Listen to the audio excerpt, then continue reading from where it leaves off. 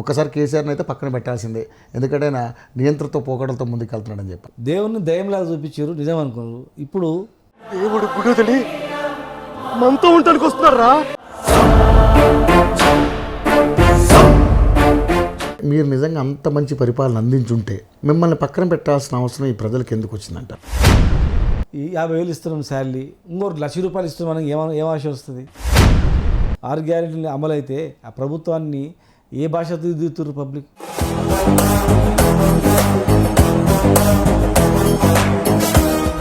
ఎక్కడ అభివృద్ధి లేదు. అడ్డగోలుగా హామీలతో రైతులు ఏడుస్తుంటే, కన్నీరు పెడుతుంటే బాధ అనిపిస్తుంది. నీరు నీరు నీరు రైతు కంట నీరు. మరి వాళ్ళు చేస్తుంది ప్రజాపాలన అంటున్నారు కదా. ఎక్కడి ప్రజాపాలన? కరప్షన్ పెరిగింది మీ దగ్గరే అంటున్నారు. ఎక్కువ 1,00,000 కోట్లు తిన్నాడు కేసీఆర్. రవికుమార్ గారు అది ఒక 1% కూడా ఉండదు. మొత్తం తాగుబోతుల రాష్ట్రం చేసింది ఈ రాష్ట్రాన్ని బీఆర్ఎస్ ప్రభుత్వం అని చెప్పేసి మాట్లాడారు. ఇప్పుడు తాగాలనుకున్నాడు ఏడనో ఇది అవుతాడు. మనల్ని కాదనుకుని, మన పార్టీని కాదనుకుని వెళ్ళిపోయిన వాళ్ళకి మళ్ళీ మీరు మన పార్టీలో తీసుకోవద్దని మీలాంటి వాళ్ళు చాలామంది మాట్లాడుతూ ఉన్నారు. మా పార్టీల కార్యకర్తలకు ఎంత కోపం ఉందంటే, నీ చెడ్డీ ఇడిపిస్తాం, నీ బనిని ఇడిపిస్తాం, నీ తొండలు ఇడిపిస్తాం, తొండలు జొరిపిస్తాం. కాంగ్రెస్ పార్టీ జెండా భుజాన్ని వేసుకున్నా గుండెల్లో మాత్రం కేసీఆర్ బొమ్మే ఉంది. చిల్లరగాళ్ళు.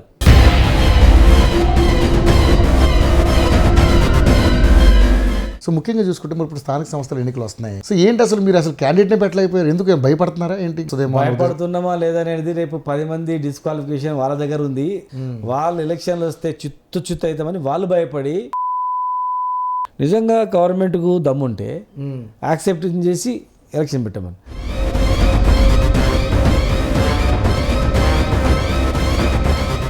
కానీ ఇక్కడ తీన్మర్మలను ఒక మాట మాట్లాడారు సార్. రెడ్డులు ఎలమలు అసలు ఈ ప్రాంతం వాళ్ళే కాదు, వాళ్ళు తరిమి కొట్టాలంటున్నాడు. కేసీఆర్ గారు ఇంతవరకు ఎవరు ఇంటికి కూడా వీకెళ్ళిపోయాడు. కానీ ఎందుకు మీ నియోజకవర్గంలో మీరు ఓడిపోవాల్సి వచ్చింది? అంటే బలమైన కారణాలు ఏమైనా ఉన్నాయా? ఏ రాజకీయ నాయకుడైనా అయ్యో దీన్ని తప్పు చేసినా కరెక్టే, తప్పు జరిగింది, తప్పే.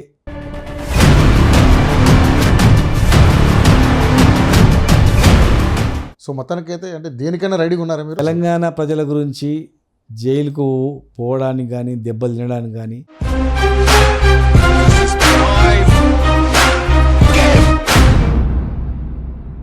నమస్తే, వెల్కమ్ టు యోయో టీవీ.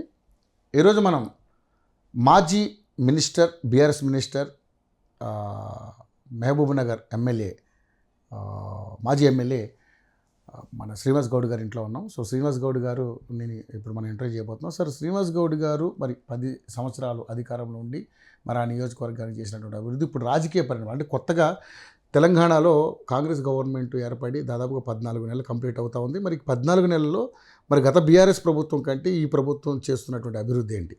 అనేక రకాలైనటువంటి రాజకీయ అంశాల మీద ఆయనతో చర్చిద్దాం. ఎందుకంటే ఇప్పుడు స్థానిక సంస్థల ఎన్నికలు ఉన్నాయి. అదేవిధంగా 10 మంది ఫిరాయింపు ఎమ్మెల్యేలు ఏదైతే ఉన్నారో దాని మళ్ళీ కొత్తగా ఉప ఎన్నికలు తెలంగాణలో రాబోతున్నాయని చెప్పేసి కొత్త వార్తలు అయితే వైరల్ అవుతా ఉన్నాయి. సో ఇప్పుడు దాని మీద అనేక రకాలైనటువంటి విమర్శలు కూడా వస్తూ ఉన్నాయి. కాబట్టి శ్రీనివాస్ గౌడ్ గారిని అడిగి అనేక విషయాలు తెలుసుకునే ప్రయత్నం చేద్దాం. అన్న నమస్తే. సార్, చాలా రోజుల తర్వాత మళ్ళీ మనం కలుసుకోగలిగాం. ఎలా ఉంది అంటే అధికారంలో ఉన్నారు మీరు మొన్నటిదాకా, ఇప్పుడు తర్వాత అధికారం పోయిన తర్వాత ఎలా అనిపిస్తుంది? అంటే కొత్తగా ఏర్పడ్డ ఈ ప్రభుత్వం మీద మీ అభిప్రాయం ఏంటి అసలు? జనరల్గా ఏంటంటే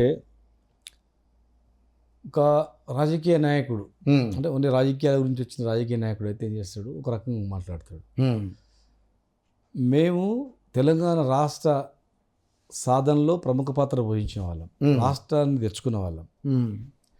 రాష్ట్రం ఎందుకు తెచ్చుకున్నాము, ఎన్ని కష్టాలు పడి తెచ్చుకున్నాము, రాష్ట్రం ఎందుకు తెచ్చుకోవాల్సి వచ్చింది, ఏం జరగకపోతే, ఏం అభివృద్ధి జరగకపోతే, పేదరికంతో రైతులు కావచ్చు, కలువృత్తులు కావచ్చు, అన్ని ఏ రంగం చూసినా కూడా, ఉద్యోగం నుంచి మొదలుకుంటే అన్ని రంగాల్లో రోజు రోజుకు దిగజారిపోతుంది ఈ ప్రాంతం. తెలంగాణ వస్తేనే బాగుపడుతుంది అనే ఉద్యోగం తెచ్చుకున్నాం.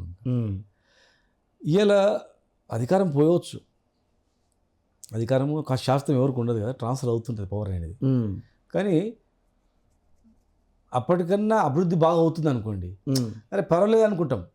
సరే 10 ఏళ్ళు మనం పరిపాలించినాం, మన మాదిరిగా ఇంకా మంచి చేస్తున్నాడు, రైతులకు బాగా చేస్తున్నాడు, పేద వర్గాలకు బాగా చేస్తున్నాడు, అన్ఎంప్లాయ్మెంట్కు తీరిపోతుంది, ఇండస్ట్రీస్ వస్తున్నాయి, జిల్లాల్లో మంచిగా ఉంది, హాస్పిటల్ బాగున్నాయి, నిర్వహణ బాగుంది, అన్ని రంగాల్లో బాగుంది అనుకుంటే మాలాంటి వాళ్ళు మేము ఏమనుకుంటామంటే సరే ఎవరు అధికారంలో సరే మేము 10 ఏళ్ళు చేసినాం కదా, వాళ్ళు కూడా అవకాశం ఇద్దాం, బాగా చేస్తున్నారు, చేస్తే ఇంకా మంచిది అని ఉంటారన్నమాట.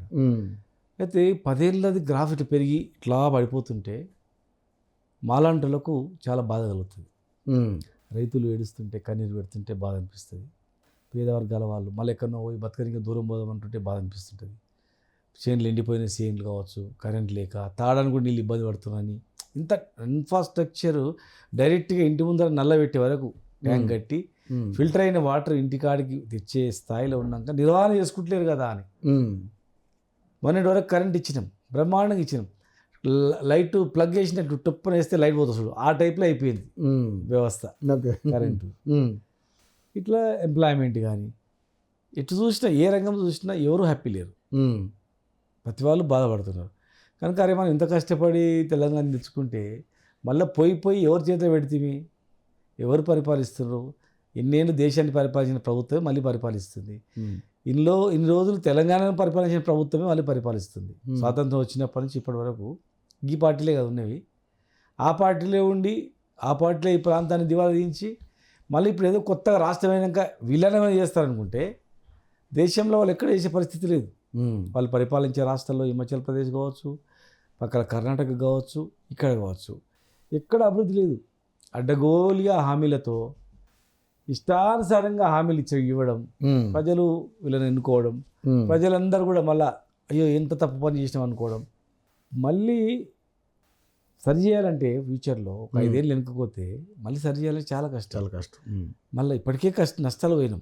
ఈ ప్రాంతం మొత్తం కూడా నష్టపోయింది.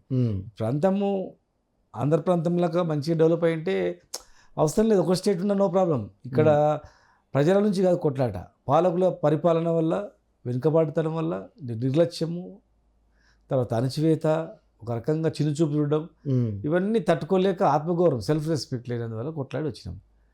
ఇలా 14 నెలలు కాలేదు, 14 నెలల్లో నువ్వు ఎవరు సంతోషపడ్డారు చెప్పండి? ఎవరు హ్యాపీగా ఉన్నారు? ఒక మహిళలు హ్యాపీ ఉన్నారా? యువకులు హ్యాపీ ఉన్నారా? లేకపోతే రైతు హ్యాపీ ఉండా? రైతు అనేటోడు అన్నం పెట్టేటోడు మొన్నటి వరకు సంతోషంగా ఉన్నాడు, అయ్యే బతికినం రాని. ఇమ్మీడియట్గా ఇంకా మంచి బతుకుతాం అనుకున్నారు. రైతు బంధు 16,000 ఇస్తాం, 14,000 ఇస్తాం అంటే హ్యాపీ అయిన వాళ్ళు. పేదవాళ్ళకు పోయి పెళ్లిళ్ళు చేసుకోకండి మీరు, నవంబర్లో డిసెంబర్ తర్వాత పెళ్లి చేసుకోండి, తులం బంగారు వస్తుందంటే అయ్యో తులం బంగారు వస్తారు. కానీ ఉన్న ₹1,00,000 పోయింది, ఉన్న రైతు బంధు పోయింది, ఉన్న కరెంటు పోయింది, మళ్ళీ ఆడికి వచ్చింది వెనకటి మాదిరిగా మళ్ళీ గాడికి వచ్చింది. ఓకే, కానీ శ్రీనివాస్ గౌడ్ గారు నిజంగానే మీరు నిజంగా అంత మంచి పరిపాలన అందించుంటే మిమ్మల్ని పక్కన పెట్టాల్సిన అవసరం ఈ ప్రజలకు ఎందుకు వచ్చిందంటారు? ఇప్పుడు ఒక రవికుమార్ గారు మేము 10,000 ఇచ్చినాం, నువ్వు 14,000 ఇస్తానికి ఎవరైనా ఏమనుకుంటాడు రైతు? అంటే ఆశపడ్డారంటారా? సరే కేసీఆర్ అన్నట్లే చేసిండు, వీళ్ళు కూడా అన్నట్లే చేస్తారేమో. 14,000 అన్నారు కదా, ఓకే, ఎవరికైనా ఉంటుంది కదా.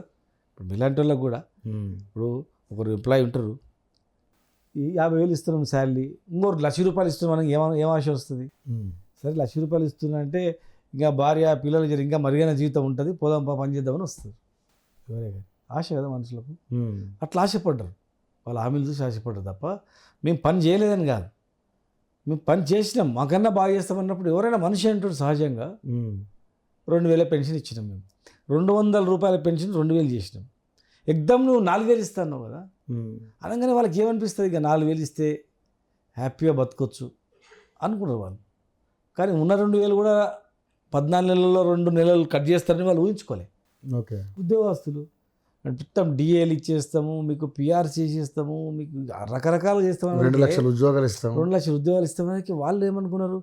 సరే ఇంత లేట్ అవుతుంది, 1 తారీఖు బదులు 2 తారీఖు వస్తుంది మాకు జీతం, సరే వీళ్ళకి వేస్తే మనకు పిఆర్సీ పెంచుతాడు, డిఏలు అన్నీ మేడికి ఇచ్చేస్తాడు, సాల్వ్ అయితే అనుకున్నారు వాళ్ళు. రిటైర్డ్ ఎంప్లాయీస్ కూడా అనుకున్నారు. ఇవాళ రిటైర్డ్ ఎంప్లాయీ రిటైర్డ్ అయిన తర్వాత ఆయన కూడబెట్టుకునే డబ్బు ఇస్తలేరు, జీపీఎఫ్ రావట్లేదు, ఎక్కడ కూడా ఏది కూడా వాళ్ళ రిటైర్మెంట్ బెనిఫిట్స్ ఏవి రావట్లేదు. వాళ్ళు ఎట్లా బతకాలని ఇప్పుడు ఆలోచన చేస్తున్నారు, మేము ఎట్లా బతకాలా. కానీ ఇక్కడ ప్రజలు వాళ్ళు ఇచ్చే ఇప్పుడు కాంగ్రెస్ ప్రభుత్వం ఇచ్చే ఏదైతే సంక్షేమ పథకాలు ఉన్నాయో మీరు ఇస్తానన్నటువంటి వాటికంటే కూడా ఎక్కువ ఇస్తానని చెప్పడం వల్ల వాళ్ళు ఓటేశారని మీరు అంటున్నారు.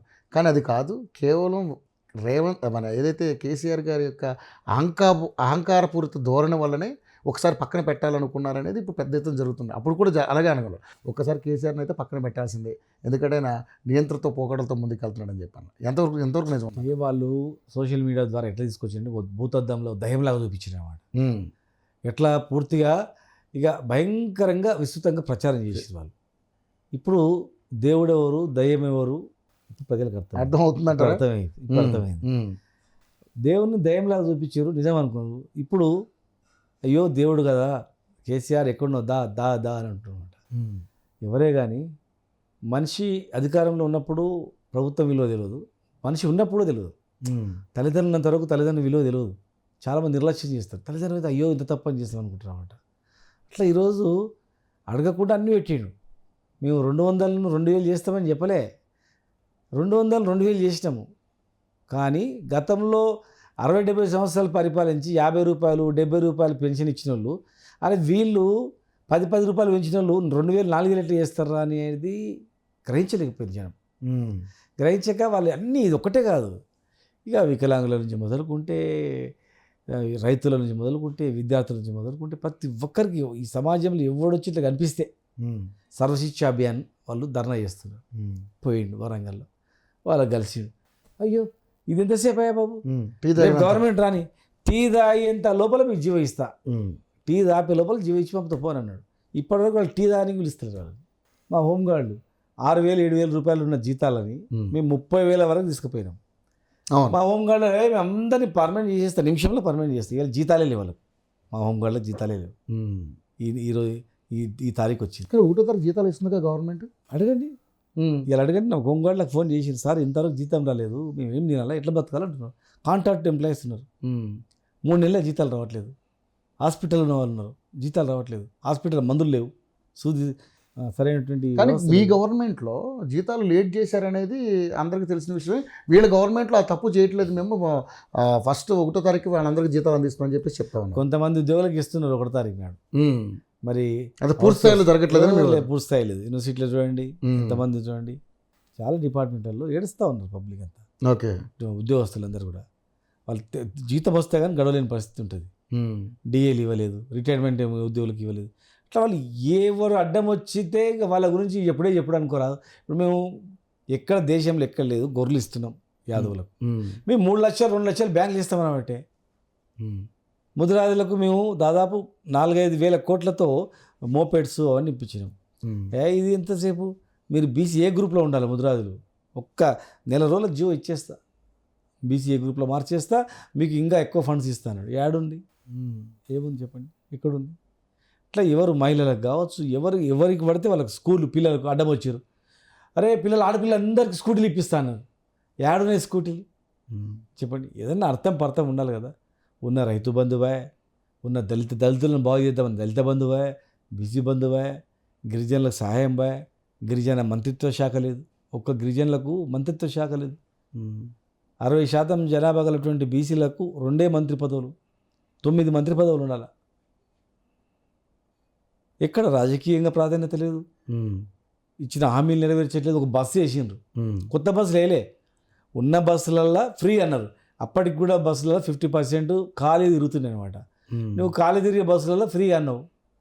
ఇక వాళ్ళ ఫ్రీ అంటే దెబ్బలు కొట్టుకొని పోలీసు వరకు పోతున్నారు, తన్నుకుంటున్నారు సీట్లు లేక, అంటే బస్సు లేక. రైతు బంధు కానీ రైతు రుణమాఫీ కానీ మీ దగ్గర అంటే మీ హయాంలో రుణమాఫీ దఫాలుగా చేశారు, అది కూడా పూర్తి స్థాయిలో జరగలేదనేది చాలామంది మాట్లాడతారు. ఇప్పుడు వీళ్ళు దాదాపుగా 21,000 కోట్ల రూపాయలు రుణమాఫీ చేసినప్పటికీ కూడా మీరు కేవలం అంటే మీరు మీ కేటీఆర్ గారు కావచ్చు, మీ సహచర మంత్రులందరూ ఎవరైతే మంత్రివర్గంలో ఉన్నట్టు అప్పుడు ఉన్నటువంటి వాళ్ళందరూ కూడా, ఇప్పుడు హరీష్ రావు గారు, వీళ్ళందరూ కూడా కావాలనే ప్రజల్లో మీరు వీళ్ళ మీద బురద జల్లే కార్యక్రమం చేస్తూ ఉన్నారు, ప్రజలను డైవర్ట్ చేస్తున్నారు అనేది మీరు కావాలని చేస్తుందే తప్ప ఇక్కడ ఇందులో ప్రజల నుంచి పెద్దగా వ్యతిరేకత లేదని మాట్లాడుతూ ఉన్నారు.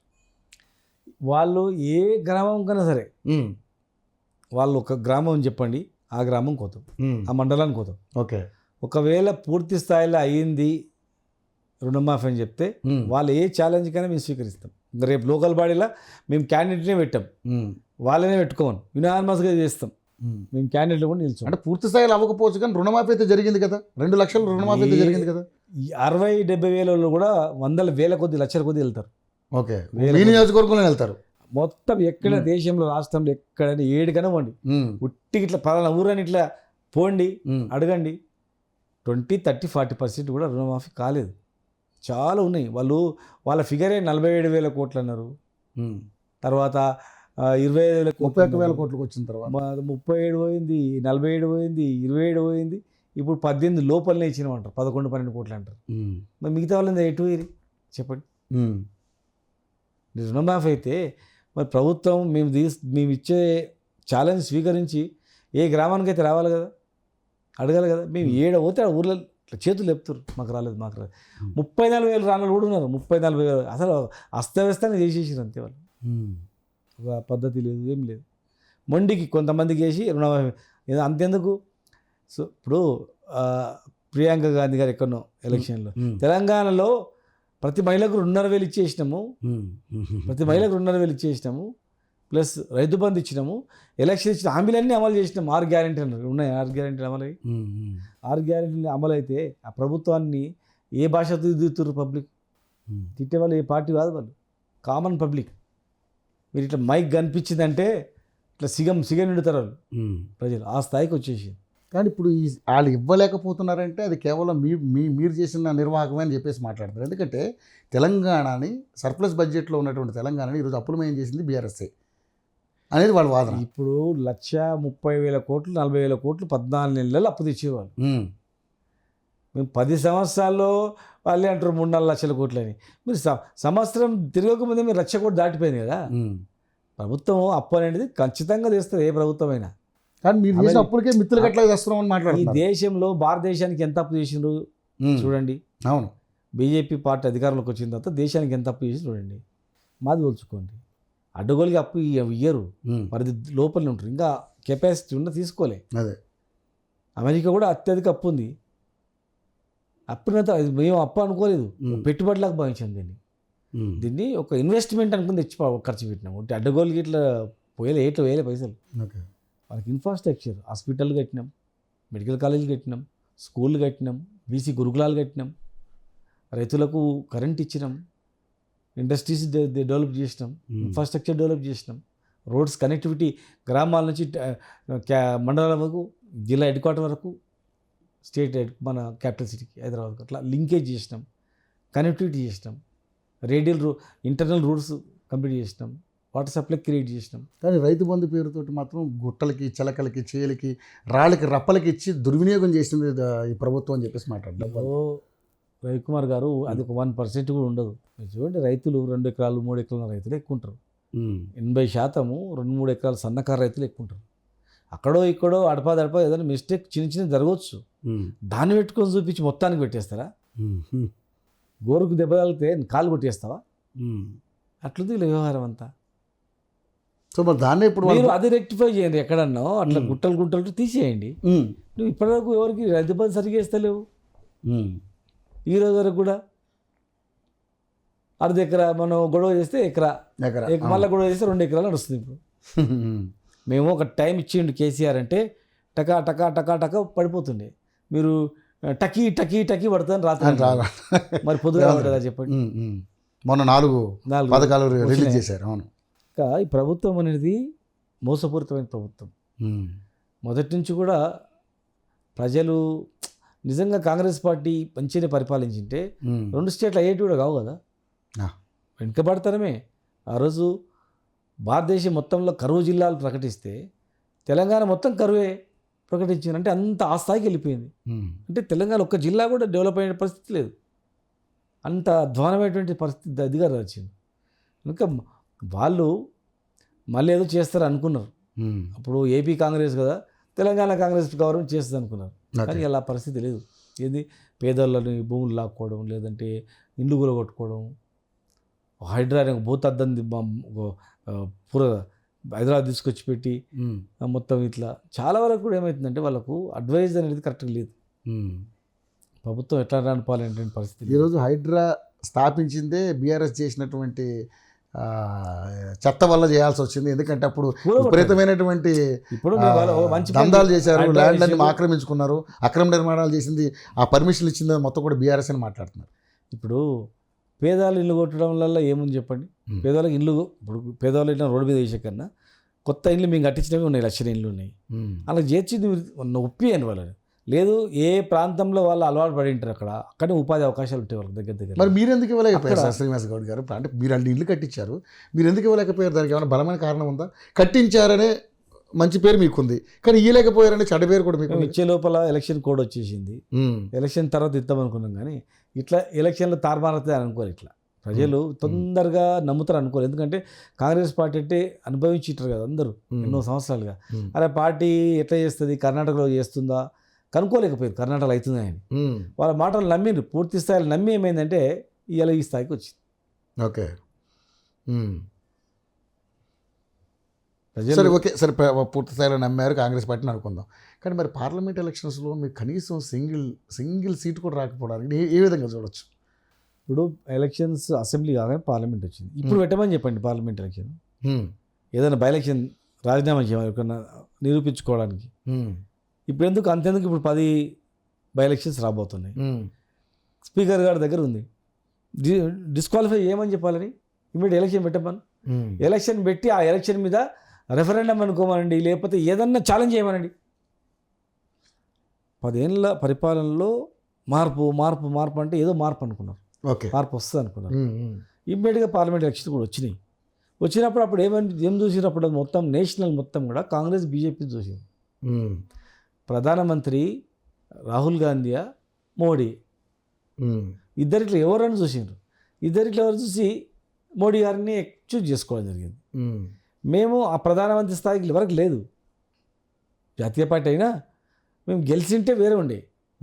మేము ఓడిపోవడం, దేశంలో 2 విడిపోయినాయి, కాంగ్రెస్ అనుబంధ పార్టీలు, బీజేపీ అనుబంధ పార్టీలు.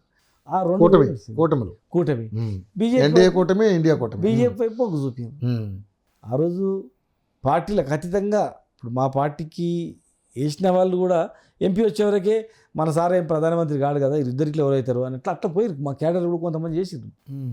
అంతేనా? లేకపోతే ఇక చాలే కేసీఆర్ని చూసిన మీకు చాలే? కొంతమంది అటు పోయిండ్రు, కొంతమంది ఇటు పోయిండ్రు, కొంతమంది రాహుల్ గాంధీ వైపు. కానీ బీజేపీతో లోపాయికారి ఒప్పందం ఏదో ఉందని చెప్పేసి మాట్లాడుతూ ఉన్నారు. అందుకని మీ వ్యతిరేక ఓటు అంతా కూడా బీజేపీకి సపోర్ట్ చేస్తారు. బీజేపీ వాళ్ళు ఏమో కాంగ్రెస్తో ఒప్పందం అంటారు, కాంగ్రెస్ ఏమో బీజేపీతో ఒప్పందం అంటారు.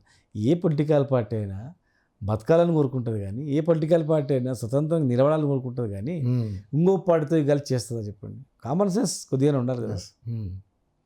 ఓకే, సో ముఖ్యంగా చూసుకుంటే మరి ఇప్పుడు స్థానిక సంస్థల ఎన్నికలు వస్తున్నాయి శ్రీనివాస్ గౌడ్ గారు. మరి ఏంటి కనీసం మీరు ఇప్పుడు 3 ఎమ్మెల్సీ ఎన్నికలకి సంబంధించి ఒకటి గ్రాడ్యుయేట్, 2 టీచర్స్ అనుకుంటా. సో ఏంటి అసలు మీరు అసలు క్యాండిడేట్నే పెట్టలేకపోయారు? ఎందుకు భయపడుతున్నారా ఏంటి? గెలవలేమేమో, ప్రజల నుంచి మనకి వ్యతిరేకత వస్తుందేమో? భయపడుతున్నామా లేదనేది రేపు 10 మంది డిస్క్వాలిఫికేషన్ వాళ్ళ దగ్గర ఉంది, జస్ట్ సంతకం పెట్టమనో తెలుస్తుంది. భయపడేది ఎవరు భయపడుతుంది? వాళ్ళు ఎలక్షన్లు వస్తే చిత్తు అవుతామని వాళ్ళు భయపడి ఆ ఫైల్ దగ్గర వేసుకొని కూర్చున్నారు. కోర్టులో పోయి స్టే వేసుకోవడానికి కోర్టును ప్రొలాంగింగ్ చూస్తున్నారు. నిజంగా గవర్నమెంట్కు దమ్ముంటే యాక్సెప్టెన్స్ చేసి ఎలక్షన్ పెట్టమని, లేదు అందులో సగం చేయమని, 10 మంది 5 మంది డిజాల్వ్ చేయమని, వాళ్ళని డిస్క్వాలిఫై చేసి వాళ్ళని ఎలక్షన్ పెట్టమని చెప్పండి. అప్పుడు తెలుస్తుంది ఎవరు అన్నది. సో ఉప ఎన్నికలకైతే మీరు సిద్ధంగా ఉన్నారు? ఖచ్చితంగా 100%. కోర్టుకు పోయిండు కదా మా నాయకుడు కేటీఆర్ గారు, కోర్టులోనే పోయిండు, కోర్టులోనే ఫైట్ చేస్తారు. కోర్టు కూడా ఈరోజు ఏం చెప్పింది? సుప్రీంకోర్టు ఇది మా పరిధిలో లేదు, ఇది విచక్షణ రహితాలన్నీ కూడా మొత్తం కూడా స్పీకర్ గారి చేతిలోనే ఉంటాయి, వాళ్ళు మీరు తేల్చుకోండి అని చెప్పేసి మాట్లాడారు. సో మరి ఇప్పుడు ఈరోజు నిజంగా ఎలా వస్తాయి అనుకుంటారు? ఉప ఎన్నికలు ఎలా వస్తాయి అనుకుంటున్నారు మీరు చూస్తారు కదా, చూస్తారు కదా, వస్తాయి, రావాలి కదా. సుప్రీంకోర్టు జడ్జిమెంట్ ఉంది కదా, రావాలి, వస్తాయి. ఓకే, వస్తాయి. వాళ్ళ ఈ గవర్నమెంట్కు లేదు మేము చాలా బలవంతులం, ప్రభుత్వం మా వెంబడి ఉంది ప్రజలందరూ అనుకుంటే ఒక్కటి ఏమని అందులో ద్వారా తెలిసిపోద్ది. ఒక్కటి ఏమని చెప్పి ఆ ఒక్క ఎలక్షన్ ఏదన్నా పెట్టుకోండి, ఇక రెఫరెండం అనుకోండి, మీరు ఏ ఛాలెంజర్ని తీసుకుని మేము స్వీకరిస్తాం. ఓకే, ఎందుకు మీరు డిజాల్వ్ చేయమని చెప్పండి, లోకల్ బాడీలో మీకే మొత్తం నిలబెట్టిస్తాం, మా క్యాండిడేట్ కూడా పెట్టాం, మీరు డిజాల్వ్ చేసి ఎలక్షన్ రండి. ఓకే, సో సో ముఖ్యంగా చూసుకుంటే మీరు ఎక్సైజ్ శాఖ మంత్రిగా పనిచేశారు. అది గతంలో ఈ ఇప్పుడు ఉన్నటువంటి ప్రభుత్వం కానీ బీజేపీ కానీ మొత్తం తాగుబోతుల రాష్ట్రం చేసింది ఈ రాష్ట్రాన్ని బీఆర్ఎస్ ప్రభుత్వం అని చెప్పేసి మాట్లాడారు. సో ఈరోజు మరి బీర్లు రేటు పెంచేసింది గవర్నమెంట్. సో ఏంటి దీన్ని ఏ విధంగా చూస్తారు మీరు? ఇప్పుడు ఎవరు మార్చిండ్రు అనేది మీకే అర్థమవుతుంది కదా. అంటే మీ హయాంలో యూత్ని అంతా కూడా బాగా బానిసలను చేశారు, బెల్ట్ షాపులు పెట్టాను అంటున్నారు. ఇప్పుడు రాను బెల్ట్ షాపులు లేవుగా, తీసేశారుగా. ఇప్పుడు తాగాలనుకున్నాడు ఏడన పోయి తాగుతాడు. మద్య నిషేధం ఉంటే కూడా బయట రాష్ట్రాలను తెచ్చుకొచ్చి మాఫియా నడిచేది. అట్లా తాగాలన్నా వద్దనేది ప్రజలు నిర్ణయించుకోవాలి. ప్రభుత్వ పరంగా ఆదాయం వచ్చే వనరులలో అదొకటి ఉంది కనుక గవర్నమెంట్ పరంగా ఇక్కడ స్టేట్ మొత్తం ఉంది, ఇండియా మొత్తం ఉంది, అన్ని స్టేట్లో ఉంది కదా. అన్ని స్టేట్లలో మద్య నిషేధం చేయమనండి, తెలంగాణ మొదటి చేస్తాం. పక్క రాష్ట్రాలంతా ఓపెన్ ఉండి మేము బంద్ చేసినాం అనుకోండి, మాఫియా వస్తుంది, డూప్లికేట్ లిక్కర్ వస్తుంది, నాకు చనిపోతారు. గతంలో కూడా చూసినాం. కనుక మేము తాపాలని ఏం లేదు. ఇప్పుడు తాగుతలేదు మరి ఈ గవర్నమెంట్, ఇదే గవర్నమెంట్ అన్నది కదా. మరి తాగోత రాష్ట్రం చేసిన అన్నోళ్ళు మరి వీళ్ళ ఆయంలో వీళ్ళు ఏం చేస్తారు? మరి వీళ్ళు బంద్ చేయాలి కదా. వైన్ షాపులు బంద్ చేయాలి, బార్ షాపులు బంద్ చేయాలి, కుదించాలి. ఇక్కడ ఉందా? రెడ్ కార్పెట్ వేసి అదే ఆదాయంతో నడుపుతున్నారు. మరి ఎవరు డబ్బులు ఇస్తే వాడు ఆ బీర్ కంపెనీ ఒక స్టాండర్డ్ కింగ్ ఫిషర్ కావచ్చు, ఇదే మంజీరా నీళ్ళతో తయారు చేస్తారు, మంజీరా వాటర్తో. కింగ్ ఫిషర్ కావచ్చు, ఈబీ కావచ్చు, అట్లన్నీ. మీరు ఎక్కడి నుంచి తెచ్చారు? ఏ బీర్లు అవి? బుమ్ బుమ్ బీర్ అంట, బిర్యానీ బీర్ అంట, బమ్ బమ్ బీర్ అంట. ఎవడు అది ఎక్కడ తయారు చేసిండ్రు? దానికి ప్రామాణికం ఏముంది? చూసిండ్రు అట్లా. మేము వరల్డ్ వైడ్ స్టాండర్డ్ ఉన్న బీర్లని పెట్టినాం. కనుక ఇలా వాళ్ళు మాట్లాడడానికి అధికారం రావడానికి మాట్లాడింది తప్ప మరి ఏం లేదు. ఇవాళ వాళ్ళని బంద్ చేయమనండి, మరి బెల్ట్ షాపులు బంద్ చేయమనండి, వైన్ షాపులు బంద్ చేయమనండి. బెల్ట్ షాపులు ఏమంట తీసేశారంట కదా. బెల్ట్ షాపులు అనేది అఫీషియల్గా ఉండవు. అంటే వాటి మీద నియంత్రణ పెట్టారు. బెల్ట్ షాప్ ఏ గట్ల ఉంటుంది, గట్ల ఉంటుందా? ఇప్పటిలాగా నడుస్తుంది అది. దాన్ని ఎవడు ఆపలేడు. చెప్పునికి వస్తుంది తప్ప గ్రామీణ ప్రాంతాల్లో ఉన్నటోడు మండల హెడ్ క్వార్టర్కి వచ్చి కొనుక్కొని పోవాలంటే కొనుక్కొని పోడు. ఆడెవడో తెచ్చి పెట్టుకుంటాడు కొంత స్టాక్, వాటితోనే కొనుక్కుంటాడు. వాడు రానిపోని ఖర్చులు 10-20 రూపాయలు ఎక్కువ తీసుకొని వాడు ఇస్తాడు. ఈయన ఆడ షాప్ లేకపోతే తాగుకొని ఉంటారా? ఆడ షాప్ లేకపోతే బియ్యం పప్పులు పుల్లు తెచ్చుకుంటే ఇది సౌదా నెలకు తీసుకుపోయి నెలకు సరిపోయి తెచ్చుకుంటాడు, పెట్టుకుంటాడు. తాగకూడదు అనేది పబ్లిక్ మనసులు రావాలి తప్ప ప్రభుత్వం అనేది చేస్తే అంతటా చేయాలి. ఓన్లీ ఒక స్టేట్లో చేస్తే కాదు. గతంలో ఎన్టీ రామారావు గారు ఉన్నప్పుడు చేసిండు, ఈ స్టేట్ వరకు చేస్తే ఏమైంది? పక్క నుంచి మొత్తం కార్లలో టాప్లలో తీసుకొచ్చిండ్రు. అక్కడక్కడ డూప్లికేట్ లిక్కర్ కూడా అబ్బి ప్రాణం మీద తీసుకొచ్చుకున్నాం, ప్రాణాల మీద కూడా తెచ్చుకున్నాం. ఇట్లా లేదు అది ఇప్పుడు. కనుక ఈ పబ్లిక్ మాట్లాడడానికి మస్తు మాట్లాడుతారు కాంగ్రెస్ వాళ్ళు. ఇప్పుడు ఆచరణ వచ్చే వరకు వాళ్ళు ఈ రకంగా మాట్లాడతారు. ఒట్టిగా వాళ్ళు ఏదో అబద్ధం మాట్లాడతారు తప్ప వాళ్ళ ఆత్మకు తెలుసు వాళ్ళకు కూడా. సో ఇప్పుడు కేటీఆర్ గారు కానీ తర్వాత హరీష్ రావు గారు కానీ మీలాంటి సీనియర్ నాయకులు, మాజీ మంత్రులు అందరూ కూడా ఈ ప్రభుత్వాన్ని మీద వృద్ధజల్లే కార్యక్రమం చేస్తున్నారు. దానివల్ల బీఆర్ఎస్కి వచ్చే ఉపయోగం ఏమీ లేదు, ఎందుకంటే ఆ పార్టీ పని ఆల్రెడీ అయిపోయింది.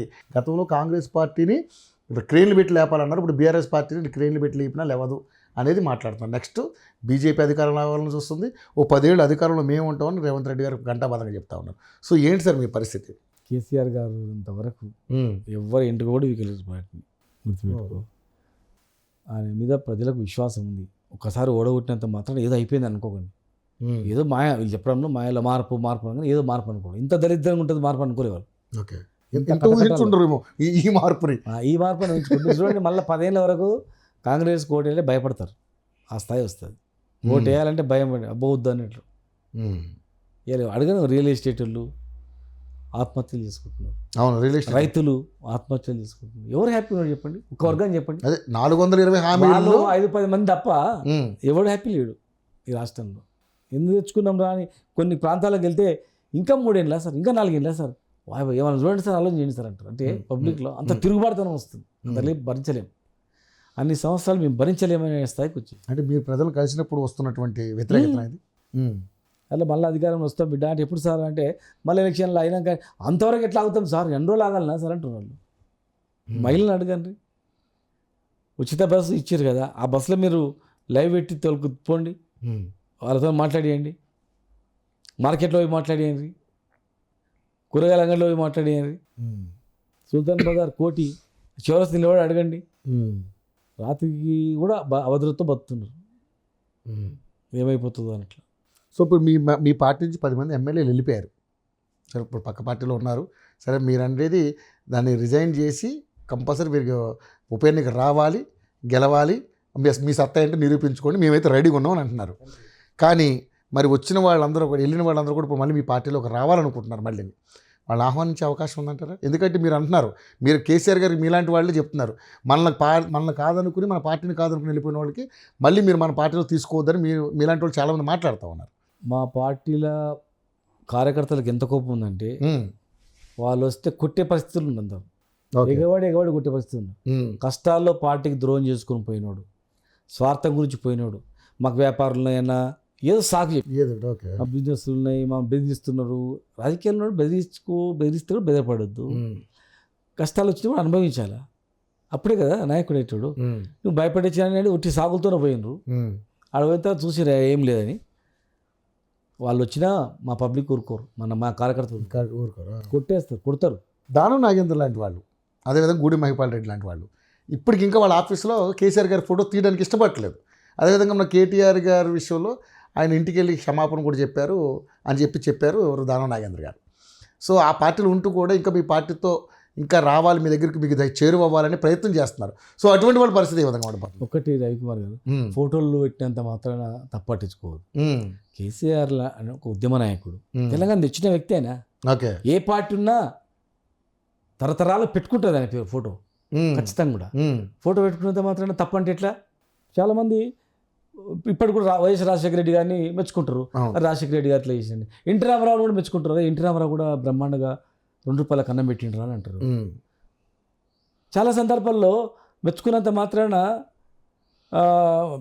పార్టీ మారిన మాత్రాన వాళ్ళ పనులు మనం తప్పుపడితే ప్రజలు కూడా క్షమించారు. ఆ గవర్నమెంట్లో పనిచేసినప్పుడు కంపల్సరీ ఉంటాయి. మన నాయకుని ఫోటో ఎందుకు లేదు అని అడగొచ్చు, కానీ ఆ ఫోటో ఎందుకు ఉంది అనేది తప్పు అవుతుంది. కొంతమంది చీపు వేస్తుంటారు అట్లా, ఫ్లెక్సీలు దించడము, చిల్లర కాదు, ఫ్లెక్సీలు దించడము, శిలాపాలకు కొట్టడం, అటువంటి మెంటాలిటీ ఉన్న వ్యక్తులు ఫోటోలు పెట్టుకోవద్దు అనడము, ఇదేమైనా ఫ్యాక్చరిజమా? రాజకీయం కదా. రాజకీయాల్లో మంచి చేసిన వాళ్ళని గుర్తిస్తేనే. మేము చాలా సందర్భాల్లో అసెంబ్లీలో మేము మాట్లాడినాం, ఎన్టీ రామారావు గురించి నేను మాట్లాడినా, రాజశేఖర రెడ్డి గురించి నేను మాట్లాడినాం. మా నాయకుడే వద్దనులే, కొన్ని సందర్భాల్లో చాలా బాగా చేసిరని. సోనియా గాంధీ గారి గురించి కూడా మేము మాట్లాడినాం, తెలంగాణలో ఆమె సహకరించింది ఆమెని. సుష్మా స్వరాజ్ గురించి కూడా మాట్లాడినాం, ఆమె మనకు చాలా రుణపడి ఉన్నామని చెప్పేసి తెలంగాణ రావడంలో. అట్లని మనం పార్టీ ఉన్నంత మాత్రాన వాళ్ళని మేలు మర్చిపోయి ఆ రోజు దేవుడు అని మొక్కి ఈరోజు దయ్యం అని అంటే ప్రజలన్నా అనుకుంటారా? అట్లా తప్పది. ఫోటో పెట్టుకోవడం వద్దనడం తప్పది.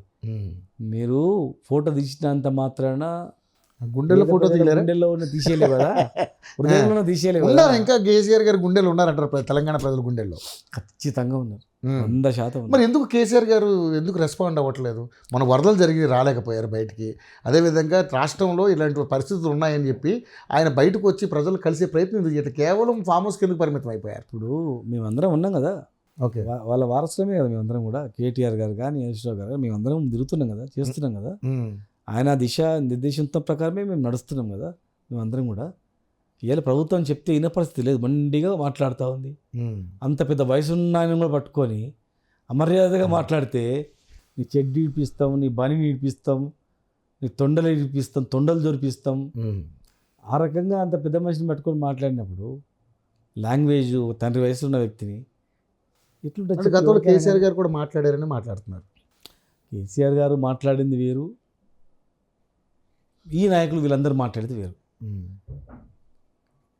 తెలంగాణ తెచ్చిన నాయకుడిని పట్టుకొని ఆ రకంగా మాట్లాడొద్దు. అట్టేటప్పుడు ఆయన ఎట్లా ఏదేమైనా ఇంటే సలహాలు తింటే ప్రభుత్వం ఏదైనా చేస్తుందంటే వచ్చి చెప్తాడు, ఇగో చేయండి అని. వాళ్ళు ఇన్ని పరిస్థితులు ఎప్పుడు ఆయన ఎందుకు చెప్తాడు? ఏం చెప్తాడు? వస్తాడు, ఖచ్చితంగా వస్తాడు. సమయ సందర్భాల్లో గ్యారెంటీ వస్తాడు. ఓకే, ఆయన ఉన్నది తెలంగాణ గురించి, తెలంగాణ ప్రజల గురించి. మేమందరం ఉట్టి ఆషమాషిగా తెలంగాణ తెచ్చుకోలేము, ఉట్టి గాలికేం రాలే. అవును, ఎన్నో కష్టాలు పడ్డాం, యువకులు ప్రాణాలు పోయి. అవును, నేను ఉద్యోగాలు దగ్గరగా చూశాను మిమ్మల్ని. ఎన్నో జేఏసీలో మీరు చేసినప్పుడు మేము కంటిన్యూ మీరు పెట్టే ప్రెస్ మీట్లకి మేము అందరూ వచ్చేవాడు. వచ్చారు. చాలా చేశాం. ఉద్యోగాలు చేసుకుంటేనే భయపడకుండా చేశారు, అవును. రాష్ట్రం గురించి కొట్లాడినాం. ఒక స్థాయిలో ఉండి, ఒక అడిషనల్ కలెక్టర్ దగ్గర దగ్గర స్థాయిలో ఉండి, ఆ స్థాయి వరకు ఉండి, రాష్ట్ర స్థాయి క్యాడర్లో ఉండి జైలుకు పోయినాం తెలంగాణ గురించి. తెలంగాణ వస్తారని కూడా మాకు తెలియదు, తెలంగాణ ఇస్తారని కూడా మాకు నమ్మకం లేదు. కానీ తెలంగాణ జెండాను వదిలిపెట్టొద్దు, రాష్ట్రం వచ్చేంత వరకు దీన్ని ఆ కాగడాన్ని అట్లే ముందు తీసుకుపోవాలని కొట్లాడిన వాళ్ళం మేము. తెలంగాణ తెచ్చిన వాళ్ళం. మాకుండే బాధ వాళ్ళకేం తెలుస్తుంది, తెలంగాణ వద్దన్నోళ్ళకేం తెలుస్తుంది, తెలంగాణ అభివృద్ధి చూడడంలోకేం తెలుస్తుంది, పేదల గురించి పట్టించుకోవడానికి ఏం తెలుస్తుంది. వాళ్ళు తెలంగాణ వద్దన్నోళ్ళు, తెలంగాణ అభివృద్ధిని కూడా ఓర్వలేని వాళ్ళు ఇలా తెలంగాణను ఆగం చేసుకుంటూ పోతుంటే మాకు ఎట్లా అనిపిస్తుంది? మాకుండే బాధ ఉంటుంది. అట్లా వాళ్ళు బాగు చేసి ఉంటే మేము కూడా ఇప్పుడు కూడా చెప్తున్నాం, వాళ్ళ హామీలు నెరవేర్చమని చెప్పండి. అన్ని ఇచ్చిన హామీ నెరవేరిస్తే మంచిది, మాకన్నా మంచి చేసినట్లే. వాళ్ళు మాకన్నా మంచి చేస్తే మేము యాక్సెప్ట్ చేస్తాం, వాళ్ళు ఏం చెప్తే తింటాం. ఓకే, మంచిగా తింటాం, సహాయపడతాం. ఈ ప్రభుత్వం ఇంకా 10 కాలాల పాటు ఉండాలని కూడా చెప్తాం. మేము తెచ్చినాం, తెలంగాణ మంచి చేస్తున్నారు వాళ్ళు, మేము 10 ఏళ్ళు చేసినాం, చేయని వాళ్ళు కూడా ఇంకా 5 ఏళ్ళు చేయని చెప్తాం. ఇవాళ తెలంగాణ ఆగం చేస్తున్నందుకే మేము రోడ్లు ఎక్కినాం, ఆగం చేస్తున్నందుకే ప్రజలకు అండగా భరోసా చూపిస్తున్నాం. ఇవి ఆల్టర్నేట్ ఉన్నారు, మళ్ళీ వస్తారని ఉన్నారు, మళ్ళీ వస్తారు, వచ్చి చేస్తారు అని భరోసానే బతుకుతున్నారు. ప్రజలు రెచ్చగొడుతున్నారు. లగచర్ల విషయంలో కూడా మీరే అనుకోండి నడిపించారు, కేవలం బీఆర్ఎస్ కుట్ర అని చెప్పేసి మాట్లాడుతూ ఉన్నారు. ఇప్పుడు ఏదైనా కానీ ప్రతి విషయంలో అంశంలో కూడా మేము ఎలక్షన్లో ప్రతి గ్రామంకి పోయి ఎస్సీల భూములు గుంజుకుంటారు, ఎస్టీల భూములు గుంజుకుంటారు ప్రచారాలు చేసిన వాళ్ళు. మేము అధికారం వస్తే ఎక్కడ కూడా గుంజుకోమని చెప్పిన వాళ్ళు. మరి వాళ్ళు ఇలా వాళ్ళు అన్నది ఏంది, చేసేది ఏంది?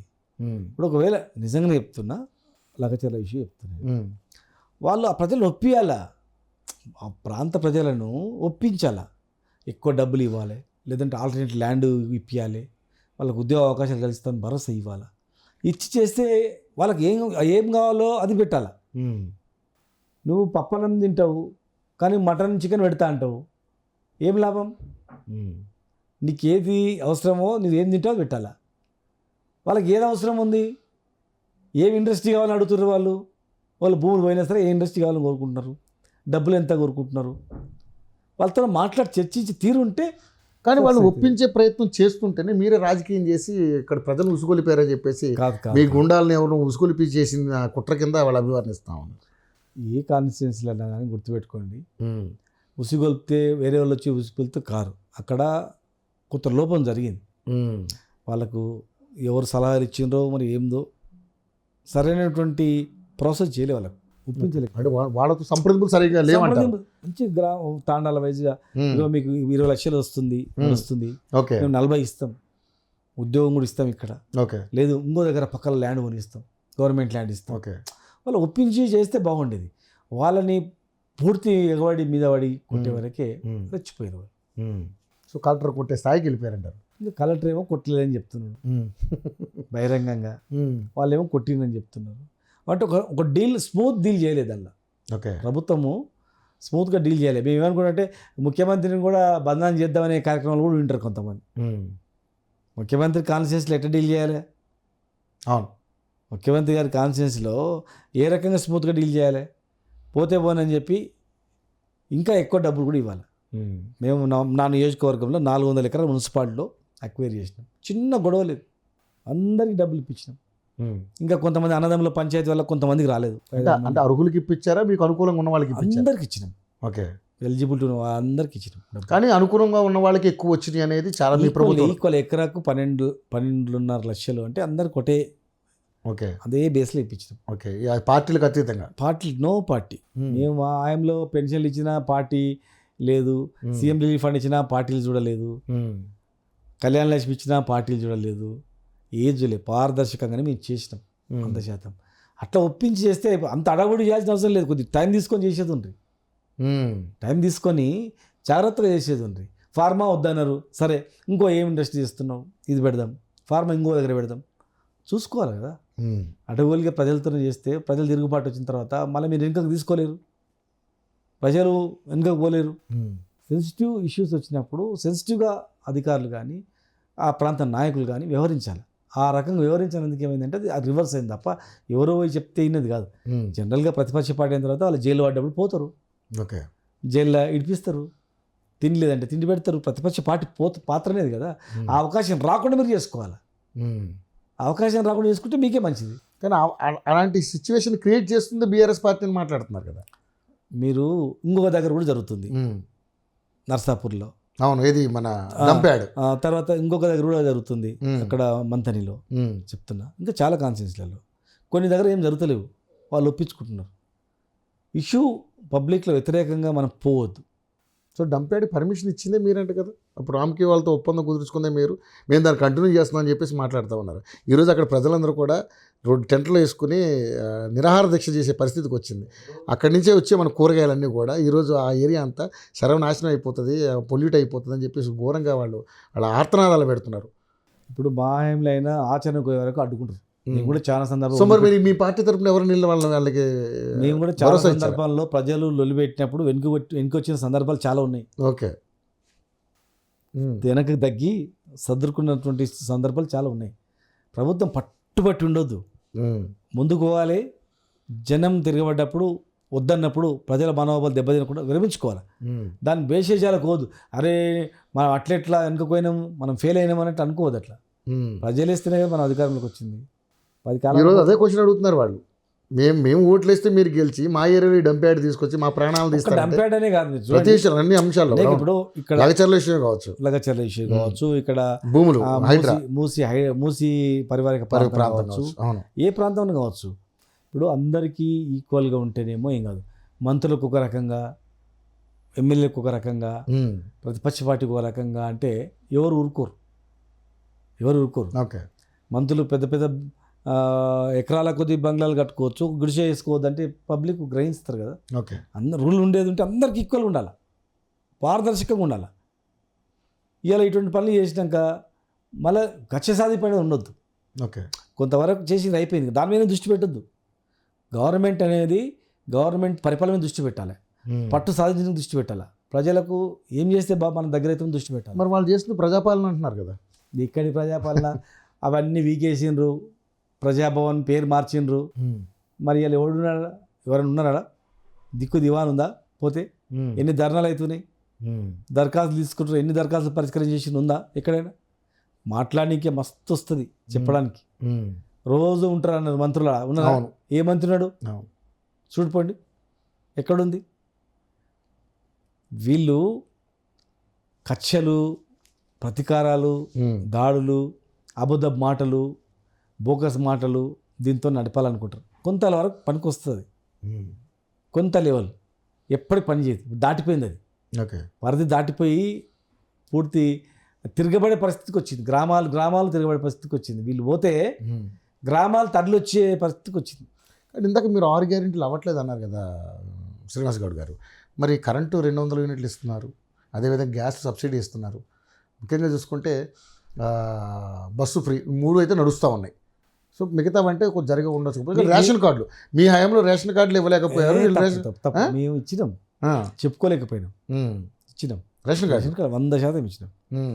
ఇట్లా పబ్లిసిటీ చేయాల, ఆన్లైన్లో అప్లై చేసుకున్నారు, కార్డ్స్ ఇచ్చినాం. ఇంకా కొన్ని ఇచ్చేది ఉండే, ఎలక్షన్ల ముందు కొన్ని ఇచ్చేది ఉండే అనమాట. అప్పటికి ఇండ్లకు సంఖ్యకు సమానంగా దగ్గర వచ్చినాయి ఎన్ని కార్డ్స్ అనేవి. కార్డు సంఖ్యకు ఇండ్లకు కొద్దిగా వ్యత్యాసం ఉంది కనుక కొన్ని ఇంకా అవసరం ఉండే, ఎలిజిబుల్ వాళ్ళు ఉంటే ఇచ్చే అవకాశం ఉండేది. అట్లా మీరు ఏ గ్రామానికన్నా పోయి అడగండి ఏం అమలు అయిందనేది. మేము చెప్తే ఏమైతే అంటే ఇప్పుడు శ్రీనివాస్ గౌడ్ బీఆర్ఎస్ కనుక మస్తు మాట్లాడతాడా అని అంటారు, విమర్శిస్తారు. మీరే ఎవరైతే అమలు అయిందన్నారో వాళ్ళు ఎంబెట్టుకొని పోండి, గ్రామాలకు పోండి. మీ నియోజకవర్గం ఏ నియోజకవర్గం ఎక్కడైనా పోండి, తెలంగాణ 56 ప్రాంతం పోండి. కొడంగల్ కన్నా పోండి, కోజి కన్నా పోండి, మహబూబ్నగర్ పోండి, వరంగల్ పోండి, నిజామాబాద్ పోండి, ఆదిలాబాద్ పోండి. ఏ గ్రామానికన్నా పోండి, ఏ తాండకన్నా అడగండి ఏం అమలైనవి అని అడగండి, వాళ్ళే చెప్తారు.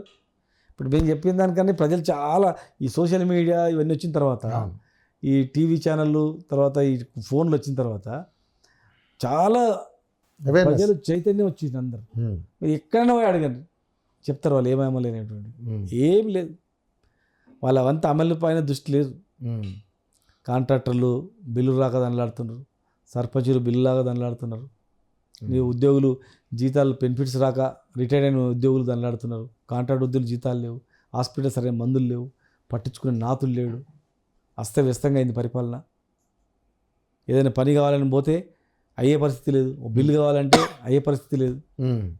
హెవీ కరప్షన్ అయిపోయింది, చాలా కరప్షన్ పెరిగిపోయింది. కరప్షన్ పెరిగింది మీ దగ్గరే అంటున్నారు. ఎక్కువ 1,00,000 కోట్లు తిన్నాడు కేసీఆర్, బయటికి లాగుతాం ఆయన జైలుకి పంపిస్తాం. ప్రాజెక్టు కాస్టే 1,00,000 కోట్లు, నువ్వు లక్ష తింటే మరి కాళేశ్వరం అంటే కాళేశ్వరంలోనే కాదు అన్ని రకాలుగా తెలంగాణ రాష్ట్రాన్ని ఆ కుటుంబం దోచుకుంది అని మాట్లాడుతూ ఉన్నారు. ఇక మాట్లాడడానికి మస్తు మాట్లాడతారు మాట్లాడడానికి. మన ఆధారాలు ప్రజలు చూస్తారు. ఇప్పుడు అందుకే ఇప్పుడు ఎలక్షన్ పెట్టమనండి, ప్రజల తీర్పు ఎలక్షన్ ఏ ప్రజాస్వామ్యం లేదంటే ఎలక్షన్ ద్వారానే ప్రజల యొక్క తీర్పు ద్వారా. శ్రీనివాస్ గౌడ్ గారు మీరు కరెక్ట్గా చెప్తున్నారు. ఇప్పటికిప్పుడు ఎలక్షన్ పెట్టండి ఎవరు సత్తా ఏంటో తెలుసుకుపోద్ది అన్నారు. కానీ మరి ఎమ్మెల్సీలోనే పోటీ చేయలేకపోతున్నారు మీరు. ఒక ఎమ్మెల్సీ పట్టుకుని అట్లా అనుకుంటే మేము ఎలక్షన్ తర్వాత మా మహబూబ్నగర్ జిల్లాలోనే మరి ఎమ్మెల్సీ గెలుచుకున్నాం కదా, మేము లోకల్ బాడీ ఎలక్షన్ గెలుచుకున్నాం కదా, 14 నియోజకవర్గాల పరిధిలో ఉన్నటువంటి ఎమ్మెల్సీ గెలుచుకున్నాం కదా. మరి అప్పుడు గెలుచుకున్నప్పుడు కాంగ్రెస్ పని అయిపోయింది అని అన్నారా? ఒక్క ఎమ్మెల్సీ సీటును, అది గ్రాడ్యుయేట్ ఎమ్మెల్సీ సీట్ను పెట్టుకున్నంత మాత్రాన కాదు అక్కడ. సో నిజంగానే ఒకటి నేను మా దగ్గర కాంపిటీషన్ ఎక్కువ ఉంది, వీరికి వానికి ఎందుకు ఉందని. రేపు బై ఎలక్షన్స్ వస్తున్నాయి, 10 ఎలక్షన్స్. ఆ 10 కాన్స్టిట్యూన్సీలు కూడా అక్కడ కొన్ని ఉన్నాయి. ఆ పరిధిలో బై ఎలక్షన్స్ వస్తాయనే ఉంది, నమ్మకం ఉంది కనుక దాని మీద మేము దృష్టి పెట్టినాం. దాంట్లో ఎలాగ మనం బయటపడాలనే ఉద్దేశంతో మీరు ఆ గ్రౌండ్ వర్క్ చేసుకుంటున్నారు. ఖచ్చితంగా. ఓకే. కానీ నిజంగానే మీరు మరి మీ నియోజకవర్గంలో 10 ఏళ్ళు అధికారంలో ఉన్నారు, మీరు బ్రహ్మాండంగా ఇది చేశారు. కానీ ఎందుకు మీ నియోజకవర్గంలో మీరు ఓడిపోవాల్సి వచ్చింది? అంటే బలమైన కారణాలు ఏమైనా ఉన్నాయా? బలమైన కారణాలు అంటే చెప్తానండి. 4 చాలా ప్రధానమైనటువంటివి. ఓకే. ఇప్పుడు మేము మైనార్టీలకు చాలా చేసినాం. ఓకే. ఇమామ్ మౌజంలకు ఇండ్లు ఇచ్చినాము, శాలరీస్ ఇచ్చినాము, రంజాన్ కిట్లు ఇచ్చినాము, సీఎం రిలీఫ్ ఫండ్ ఇచ్చినాము, 120 కోట్ల మైనార్టీ రెసిడెన్స్ స్కూల్ కూడా స్టార్ట్ చేసి మీ నియోజకవర్గం మీరు చేసింది హౌస్ కట్టినాం. అండ్ వరకు కూడా ఏమైందంటే వాళ్ళు ముస్లింలకు ఏం చెప్పారు అంటే బీజేపీ బీఆర్ఎస్ ఒకటే అని చెప్పి వాళ్ళకు బీజేపీ గెలిస్తే బీఆర్ఎస్ గెలిచినట్లే, బీఆర్ఎస్ గెలిస్తే బీజేపీ గెలిచినట్టు వాళ్ళు కొంత కన్ఫ్యూజ్ అయిపోయారు. ఎందుకు ఎంఐఎం మీతో హ్యాపీగానే ఉంది కదా, ఎందుకు అలా కన్ఫ్యూజన్? ఎంఐఎం అనగానే ముస్లిమ్స్ అని కాదు, ముస్లిమ్స్లో ప్రతి ఉంటారు, వాళ్ళు స్వతహాగా ఆలోచన చేస్తారు. వాళ్ళకు కన్ఫ్యూజ్ అయిపోయారు, ఓ అట్లా అని చెప్పేసి. తర్వాత బీజేపీ క్యాండిడేట్ కాంగ్రెస్కి ఏమని చెప్తాడా చెప్పండి, విత్డ్రా అయిపోయి. మా దగ్గర బీజేపీ క్యాండిడేటు కాంగ్రెస్కి ఏమని చెప్పిండు. ఎందుకంటే కాంగ్రెస్లో ఉన్న క్యాండిడేట్ కూడా బీజేపీ నుంచి వచ్చిండు. మొన్ననే 20 రోజుల కింద బీజేపీలోనే ఉండే కాంగ్రెస్కి వచ్చిండు. మనం ఇద్దరం వద్దు శ్రీనివాస్ రెడ్డికి అని చెప్పి అక్కడ క్యాస్ట్ ఫీలింగ్ తెచ్చిండ్రు. ఓకే.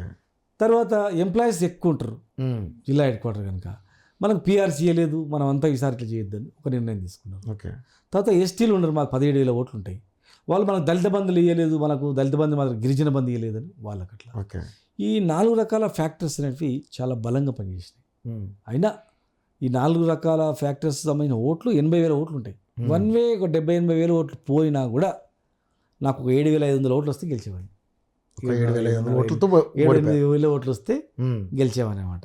అంటే ఇట్లా వన్ వే ఇంతమంది అంటే మైనార్టీలు కూడా మళ్ళీ మాకు వేసినారు, మెజార్టీ అక్కడ వెళ్ళిపోయింది. అట్లా మరి మా గ్రామీణ ప్రాంతంలో మా రెడ్డిలు కొంతమంది వేసినారు, కానీ మిగతా క్యాస్ట్ ఫీలింగ్ ఇచ్చేవరకే సిటీలో ఉన్న వాళ్ళు కొంతమంది అట్లా పోయిండ్రు, ఎంప్లాయీస్ పోయిండ్రు, గిరిజనులు పోయిండ్రు. ఇట్లా 4 రకాలుగా 4 పోయే వరకు ఏమైపోయిందంటే మెజార్టీ ఓట్లు పోయే వరకే మాకు ఇబ్బంది అయింది. వాళ్ళు తర్వాత ఇప్పుడు అనుకున్నారు, మా రైతులు అనుకుంటారు అయ్యో తప్పు పని చేస్తామని, మైనార్టీలు అనుకుంటారు తప్పు పని చేస్తామని, గిరిజనులు అనుకుంటారు తప్పు పని చేస్తామని, మా ఉద్యోగులు అనుకుంటున్నారు అరే కొత్తగా అనుకుంటే ఏదో అంత మోసం అయిపోతుంది కదా మనం. కనుక సరే కారణాలు ఏవైనా కావచ్చు, అంగీకరించాల్సిందే. ప్లస్ అంగీకరించి ప్రభుత్వం చేసే తప్పులను మనం ఎండగట్టాల్సిందే, వెంటాడాల్సిందే. ఓకే. ఖచ్చితంగా చేయని హామీలను ప్రజలకు తీసుకుపోవాల్సిన అవసరం ఉంది, బాధ్యత మాకు ఉంటుంది. ఓకే. ఎలక్షన్ వస్తే ఎలక్షన్లో ప్రజల తీర్పు ఎట్లుంటుందో చూడాల్సిన అవసరం ఉంటుంది మీరందరూ కూడా. దాన్ని బట్టి ప్రజలలో ఏముంది అనేది మీకు కూడా అర్థమవుతుంది. ఓకే. కానీ అంటే మీరు 4 కారణాలు చెప్పారు, మరి 4 కారణాల వల్లనే మీరు ఓడిపోవాల్సి వచ్చిందా, లేకపోతే ఏమన్నా మీ మీద కొంచెం నెగిటివిటీ రావడం. ఉంటుంది మా మీద కూడా. ఎందుకంటే మీరు అంటే కొంత అంటే అంటే ఇది మీరు అడగాలి, ఎందుకంటే మీరు మీ మీద వచ్చిన నిందని మీరే రూపుమాపుకోవాలి. మీరు కొంత ల్యాండ్స్ని అంతా కూడా ఆక్రమంగా ఇది చేశారని చెప్పి రకరకాల ఎలిగేషన్స్ మీ మీద కూడా. అంటే ఒక ప్రజానాయకుడు అంటే కంపల్సరీ ఉంటుంది. అది చాలా పూర్తి తప్పు. ఎందుకంటే ఇప్పుడు వాళ్ళ గవర్నమెంట్ ఉంది కదా, నిజంగా ప్రభుత్వం ఆక్రమిస్తే వాళ్ళు ఇప్పుడు మనం వదిలిపెట్టదు. డెఫినెట్లీ ఏదో ఒకటి మీ మీద యాక్షన్ ఉంటుంది కదా, ఇమ్మీడియట్గా ఉంటుంది. అవును, ఇప్పుడు కేటీఆర్ గారి మీద ఆల్రెడీ 55 కోట్ల మీద నడుస్తుంది, అట్లా వదిలిపెట్టదు. మేము భూములు ఆక్రమించుకునే పరిస్థితి లేదు, గవర్నమెంట్ భూములు ఆక్రమించే ప్రసక్తి ఉండదు. కానీ మేము అన్ని కరెక్ట్ చేసినాం అని నేను చెప్పాను. ఓకే, మా వల్ల తప్పులు జరిగింటాయి. 10 ఏళ్ళ పరిపాలనలో ఓ కార్యకర్త చెప్పిన మాట వినాల్సి వస్తుంది, ఎవరికి అన్యాయం జరుగుతుంది, కొన్ని జరిగి ఉంటాయి. నేను మొత్తం కరెక్ట్ చేసినాము అని అనుకోవద్దు, మా తప్పులు కూడా ఉంటాయి. ఈ 4 కాకుండా మాకు కూడా మేము చేసిన తప్పులు కూడా ఉంటాయి. అది తెలిసి చేసినా తెలియక చేసినా తెలిసి తప్పే కనుక సాధ్యమని తెలిసి కూడా చేయడు. ఏ రాజకీయ నాయకుడు కూడా అరే నష్టం జరుగుతుందని చెప్పి తప్పు చేయడు. ఏదో సందర్భంలో ఏదో కారణం ఉంటుంది, దానికి తప్పు జరిగిపోతుంది. తప్పు జరిగిపోయినప్పుడు అది కూడా కారణం ఉంటుంది. నేను అన్నీ చేసినా అని చెప్పాను. మా వల్ల తప్పులు ఉన్నాయి, ఇవి తప్పు ఉన్నాయి, 10 సంవత్సరాలు మార్పు అన్నాడు, అన్ని రకాలు కలిసి వచ్చినందుకే ఇప్పుడు ఎవరే కానీ ఓడిపోయిన తర్వాతనే కదా మళ్ళీ మన తప్పులు తెరుచుకోవడం, సరిదిద్దుకోవడం. ఏ రాజకీయ నాయకుడైనా కూడా సరిదిద్దుకోవాల్సిన అవసరం ఉంటుంది. ఇప్పుడు రేపు మళ్ళీ మేము ఫ్యూచర్లో ఏం చేస్తాము, సరిదిద్దుకుంటాం, మా తప్పులు సరిదిద్దుకుంటాం. ఒకసారి చేసిన తప్పులు మళ్ళీ చేయొద్దు అనుకుంటాం. ప్రజలను గౌరవించాలి. 2 సార్లు మమ్మల్ని గెలిపించినప్పుడేమో ప్రజలు దేవుళ్ళు అయ్యారు, ఓడిపోయినంత మాత్రం వాళ్ళు అనొద్దు కదా, కంపల్సరీ నచ్చాల్సిన అవసరం లేదు కదా. ఇప్పుడు మేము ఆ ప్రభుత్వమా, నేను ఆ క్యాండిడేటా, వాళ్ళు ఆలోచన చేస్తారు. ఆలోచన చేసి వాళ్ళు ఫ్యూచర్ ప్రభుత్వం ఎవరికి అప్పచెప్పాలనేది ఆలోచన చేస్తారు. అది మేము కూడా మా పార్టీ తరఫున కూడా పార్టీ కూడా ఆలోచన చేస్తుంది. మనం ఏం తప్పు చేసినాము, ఈసారి చేయొద్దు ఆ తప్పు, పార్టీ ఆలోచన చేస్తుంది. పార్టీ కూడా అన్ని కరెక్ట్ చేసినాం, మళ్ళీ వచ్చినాక ఇంట్లో ఏమని పార్టీ అనుకోదు. మేము కూడా అన్ని కరెక్ట్ చేసినాం, పబ్లిక్ తప్పు చేసినారు, మళ్ళీ అట్లా చేస్తాం అనుకోం. అట్లా రాజకీయ నాయకుడు ఎవడైనా నేను కరెక్ట్ చేసినా ఇట్లే పోతా అనుకోండి మూర్ఖుడు. ఏ రాజకీయ నాయకుడైనా అయ్యో నేను తప్పు చేసినా కరెక్టే, తప్పు జరిగింది, తప్పే, మళ్ళీ జీవితంలో ఆ తప్పు చేయొద్దు, తప్పు చేయకుండా మనం నడుచుకోవాలి అంటే రాజకీయంలో జీవితంలో ఉంటుంది. ఖచ్చితంగా మా ప్రభుత్వం, మేము కూడా మా నాయకుడు కూడా తప్పులు సరిదిద్దుకోవాలనుకున్నాం. తెలియక చేసిన తప్పులు సరిదిద్దుకుంటాం. పబ్లిక్ ఇంకా ఎట్లా దగ్గర కావడానికి ఏందో చేస్తాం. ఇలా 5 సంవత్సరాలు వెనుక పోయి పబ్లిక్ నష్టపోయిందని ఎట్లా మళ్ళీ వేగవంతం చేసి ముందు తీసుకోవాలని కూడా ప్లాన్ చేసుకుంటాం. తెలంగాణ కాపాడుకుంటాం. ముఖ్యంగా మీరు కాపాడుకోవాల్సింది రూరల్ ప్రజలు, ఎందుకంటే రూరల్ ప్రజల నుంచి మీకు డిఫరెంట్ తీర్పు వచ్చింది. అంటే వాళ్ళు అమాయకత్వంతో నమ్మిండ్రు. సిటీల్లో ఏమో ఇంతకన్నా డెవలప్ ఎవరు చేయడరా, ఇంత బ్రహ్మాండంగా ఎంప్లాయ్మెంట్ ఉంది, కనీస అవసరాలు ఉన్నాయి, లా అండ్ ఆర్డర్ మంచిగా ఉంది, గొడవలు లేవు, సాయంత్రం ఇంటికి పోతే కర్ఫ్యూ ఏందని చూస్తుంటే వెనకటికి ప్రశాంతంగా ఉంది, మత కలహాలు లేవు, మంచి పెట్టుబడులు వస్తున్నాయి, మనం ఏదో 200 గజాలు కొనుక్కున్న భూమి గల మంచి పెరిగిపోతుంది, రెంటల్స్ వస్తున్నాయి, సంతోషంగా ఉన్నారు. రైతులు కూడా సంతోషంగా ఉన్నారు, కానీ ఇంకా ఎక్కువ ఆశకు పోయారు అనమాట. ఆశకు పోయారు. ఊరు ఉండేదే రైతే ఊరు. రైతు బాగుపడితేనే ఊరు బాగుపడ్డట్ల. రైతు మోసపోయాడు, మోసపోయే వాళ్ళకి మిగతా అందరూ మోసపోయింది. గట్లా జరిగిపోయింది అంతే. ఓకే, సో ఇప్పుడు ఈసారి అలాంటి తప్పులు చేయనంటారు. మేము చేయమో, ప్రభుత్వం చేయము. అంటే అన్ని కేసీఆర్ గారు ఏదైతే మనం చేసిందో మన స్వయంకృతాపరాధం వల్లనే మనం ఓడిపోయాం కాబట్టి ఈసారన్నా మంత్రులతోటి, ఎమ్మెల్యేలతోటి, ప్రజలతోటి మమేకమై ఉండగలుగుతారా? లేదంటే నేను రాజుని కోటలోనే ఉంటాను, నేను నిజాంలాగా ప్రవర్తిస్తానంటే రిజల్ట్ ఇలా ఉంటుంది, మళ్ళీ అటువంటి ప్రయత్నం ఆయన చేయబోతున్నారు? అప్పుడు ఆయన నిజాం అట్లేం లేదు, ప్రచారం చేసిండ్రు. ఆయన 10 సంవత్సరాల్లో ఇంకా ఏం చేద్దామనే ఆలోచన తప్ప, తెలంగాణ ఎట్లా అభివృద్ధి చేద్దామని, డెవలప్మెంట్ చేద్దామని తప్ప వేరే ధ్యాస లేదు. గట్టిగా తిని పడుకోలే ఆయన, 4-5 గంటలు పడుకునేది. చాలామందికి తెలియదు. మిగతా టైంలో మొత్తం కూడా ఏం చేద్దాం, ఎట్లా చేద్దాం, ఒక సైంటిస్ట్ మాదిరిగా పరిశోధన చేసింది తప్ప ఉట్టి నెగ్లెక్ట్ చేయలే. నెగ్లెక్ట్ చేస్తే గిట్ల అవుతుందా తెలంగాణ 10 ఏళ్ళలో? ఈ స్థాయికి అవుతుందా? ప్రపంచంలోనే ఒక ఉన్నత స్థానం హైదరాబాద్ వెళ్ళిపోయింది, అట్లా వెళ్తుందా? దేశంలో నెంబర్ 1 ప్యాడీ ప్రొక్యూర్మెంట్ మనం తెలంగాణ. 20 స్థానం నుంచి వరి పంట ఎక్కువ ఏడ పండుతుందా అంటే వెనకటికి పంజాబ్, హర్యానా, కేరళ అని చెప్తుంది. ఇప్పుడు దేశంలో వరి ఎక్కువ పండుతుంది ఎక్కడ? తెలంగాణ అని చెప్తుంది. తెలంగాణ ఎక్కడ? ఎప్పుడు కరువు కాటకాలతో ఉన్న తెలంగాణ అట్లెట్లా పండిందని దేశం ఆశ్చర్యపోయింది రైతులు. అది కేసీఆర్ గారు క్రెడిట్ అంటారు. అంతే కదా. మరి ఇదే కేసీఆర్ గారు వరేస్తే ఊరేనా అన్నారు కదా, ఎందుకు అనాల్సి వచ్చింది అన్నమాట? ఇప్పుడు ఇంకా మంచి పంటలు పండిద్దాం అంటే ఇంకా వేరే పంటలు, ఇంకా వాణిజ్య పంటలు పండించి చేద్దాం అనుకున్నారు. దానిలో ఆయన పత్తి మీద దృష్టి పెట్టిండు. కాటన్, తెలంగాణ కాటన్ చాలా ఫేమస్ అని చెప్పేసి. వరికి చాలా తక్కువ లాభాలు ఉంటాయి. మ్మ్. ఇంకా మంచివి మన పామాయిల్ ఓకే. అట్లాంటివి ఇంకా మంచి మంచి మంచి పంటలు, వాణిజ్య పంటలు. వాణిజ్య పంటల్లో మనం పరిశోధన చేసి ఈ పంటలు పండిద్దాం. నీళ్ళు వచ్చినాయి మనకు, మ్మ్. ఇంతకుముందు అంటే నీళ్ళు ఉండకుండే కష్టాలు ఉండే కదా, మ్మ్. నీళ్ళు తెచ్చుకున్నాం, కరెంట్ తెచ్చుకున్నాం అని అట్లా చెప్పిండు. ఆ ఉద్దేశంతో చెప్పిండు తప్ప ఇదో కాదు. నువ్వు ఎంత పంట పండి మనకు అందరం పండిస్తున్నావు మ్మ్. మరి దానికన్నా ఇంకా మెరుగైన పంటలు పండే అవకాశం ఈ భూమికి ఉంది. ఉంది. అది సో అది పండించాలి. కూడా ఒక ప్రయత్నం చేయాలని. పత్తి వేయండి అని చెప్పిండు, కాటన్ వేయండి అన్నాడు కొన్ని ప్రాంతాల్లో, మ్మ్. మొక్కజొన్న వేయమన్నాడు కొన్ని ప్రాంతాల్లో, కందులు వేయమన్నాడు, కందులకు ఫేమస్ ఇక్కడ అని అట్లా చెప్పిండు తప్ప ఇక వ్యవసాయం వద్దని చెప్పలే. మ్మ్.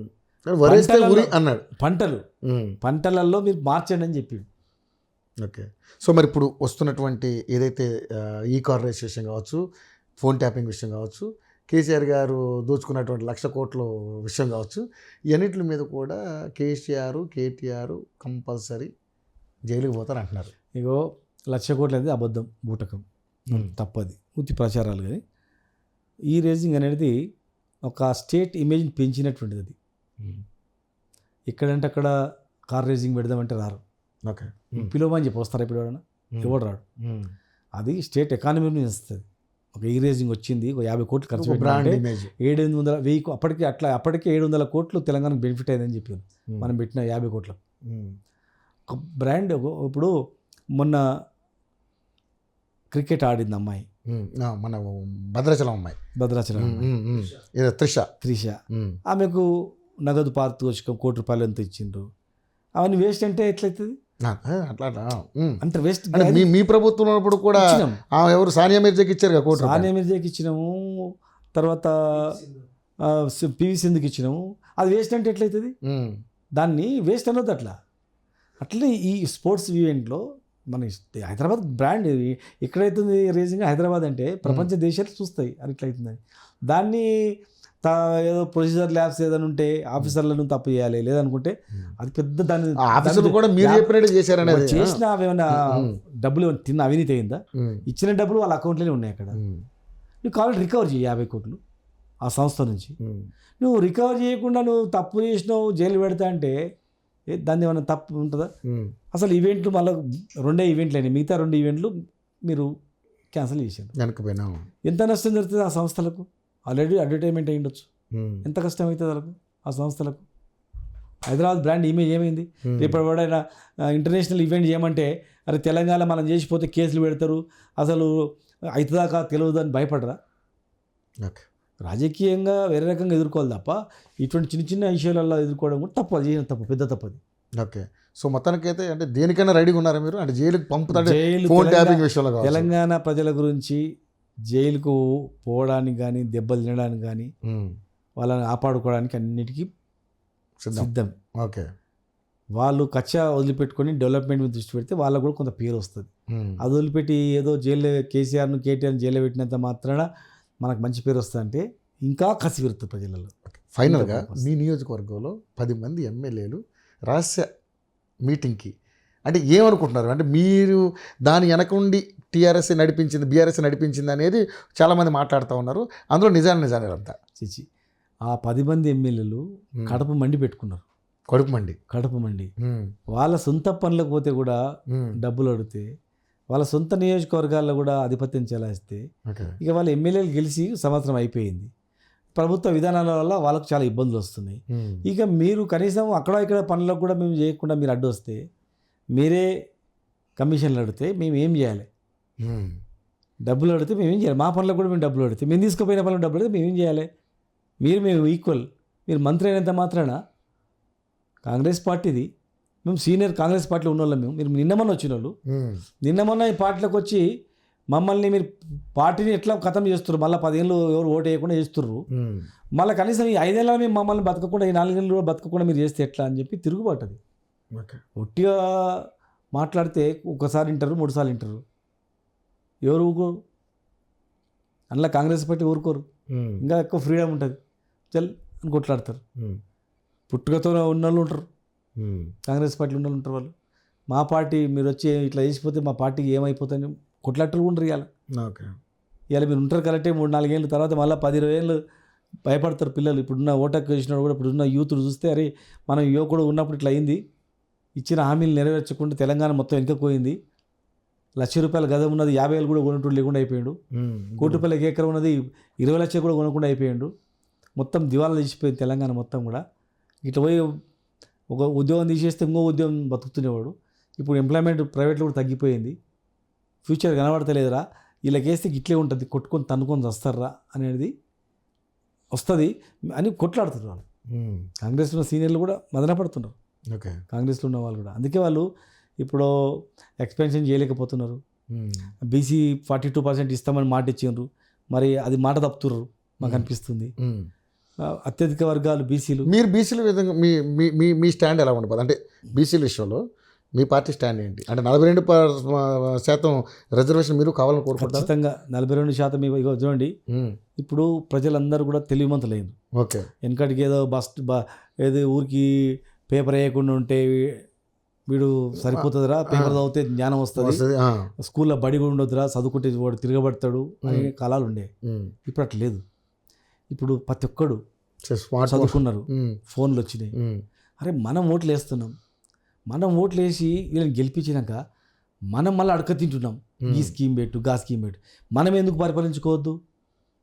తగిన ప్రాధాన్యత మనకి ఎందుకు ఇవ్వద్దు? సరే, ముఖ్యమంత్రి వాళ్ళు ఉంటారు, ఉప ముఖ్యమంత్రి వాళ్ళు, కనీసం మంత్రుల వల్ల మనం మన 60% మంది ఉండాలి కదా. 20లో మనం 20 మంది ఉంటే 12 మంది మనం ఉండాలి కదా. మనం 12 మంది ఉండకపోతే మనం ఏం లాభం రా? పోస్టింగ్స్ ఉంటాయి, మనం ఉండాలి కదా. కాంట్రాక్ట్ ఉంటాయి, డబ్బులు వచ్చే దగ్గర మనం ఉన్నామా లేదా చూస్తారు, అందరు గమనిస్తారు. ఓకే, ఎవరు ఇన్ని కోట్లు ఎవరి దగ్గర రొటేషన్ అవుతున్నాయి, ఎందుకు అవుతున్నాయి, వాళ్ళే సమర్థులా, మేము కాదా? ఓకే, అట్లా అని వస్తుంది. ఈక్వాలిటీ చేస్తే గొడవలు రావు. ఈక్వాలిటీ చేయనప్పుడు ఏమైతే తెలుసా, ఏదో ఒక రోజు ఈ ఉద్యమం పుట్టుకొస్తుంది, బీసీ ఉద్యమం పుట్టుకొస్తుంది. నక్సల్బరీ ఉద్యమం ఎట్లా పుట్టుకొచ్చిందో, తెలంగాణ సాయుధ పోరాటం ఎట్లయితే పుట్టుకొచ్చిందో, తెలంగాణ ఉద్యమం ఎట్లయితే పుట్టుకొచ్చిందో, ఇప్పుడు బీసీ ఉద్యమం కూడా పుట్టుకొస్తుంది గ్యారెంటీగా. ఖచ్చితంగా ఎస్సీ, ఎస్టీ, బీసీ వర్గాల వాళ్ళందరూ కూడా ఆలోచన చేస్తారు. 80% మనం ఉండి 80% మనం వాళ్ళ కోట్లు వేసి మళ్ళీ వాళ్ళు అంచివేస్తుంటే మనం పడాల్సి వస్తుంది అని వస్తారు. వాళ్ళ చేయకుండా ఈక్వాలిటీ చేసింది అనుకోండి, మారిపోతారు. రావు, ఇలాంటి ఉద్యమాలు రావు. ఇప్పుడు తెలంగాణ కూడా వాళ్ళ మాదిరిగా ఇక్కడ నీళ్ళు ఇచ్చి, కరెంట్ ఇచ్చి, డెవలప్మెంట్ రోడ్లు ఇక్కడ ఇచ్చి, నిధులు ఈక్వల్ ఖర్చు పెట్టింటే తెలంగాణ సపరేట్ అని కోరుకోకుండా ఎవడు కూడా ఇక్కడ డబ్బులు తీసుకుపోయి అక్కడ ఖర్చు పెట్టి తెలంగాణ అని పేరు ఉండగానే తెలంగాణ పదాన్ని అసెంబ్లీ మాట్లాడదని వరకు మండింది.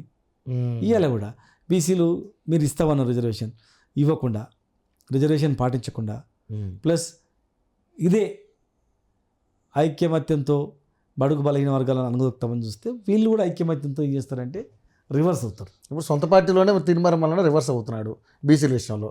ఇక్కడ సొంతం కింతం కాదు, అక్కడ వచ్చినప్పుడు ఏమైతే అంటే ఆ పార్టీ నుంచి గెలిచాడు కదా, వాళ్ళందరూ ఓ రోజు కాకపోతే ఓ రోజు అందరూ ఏకమవుతారు.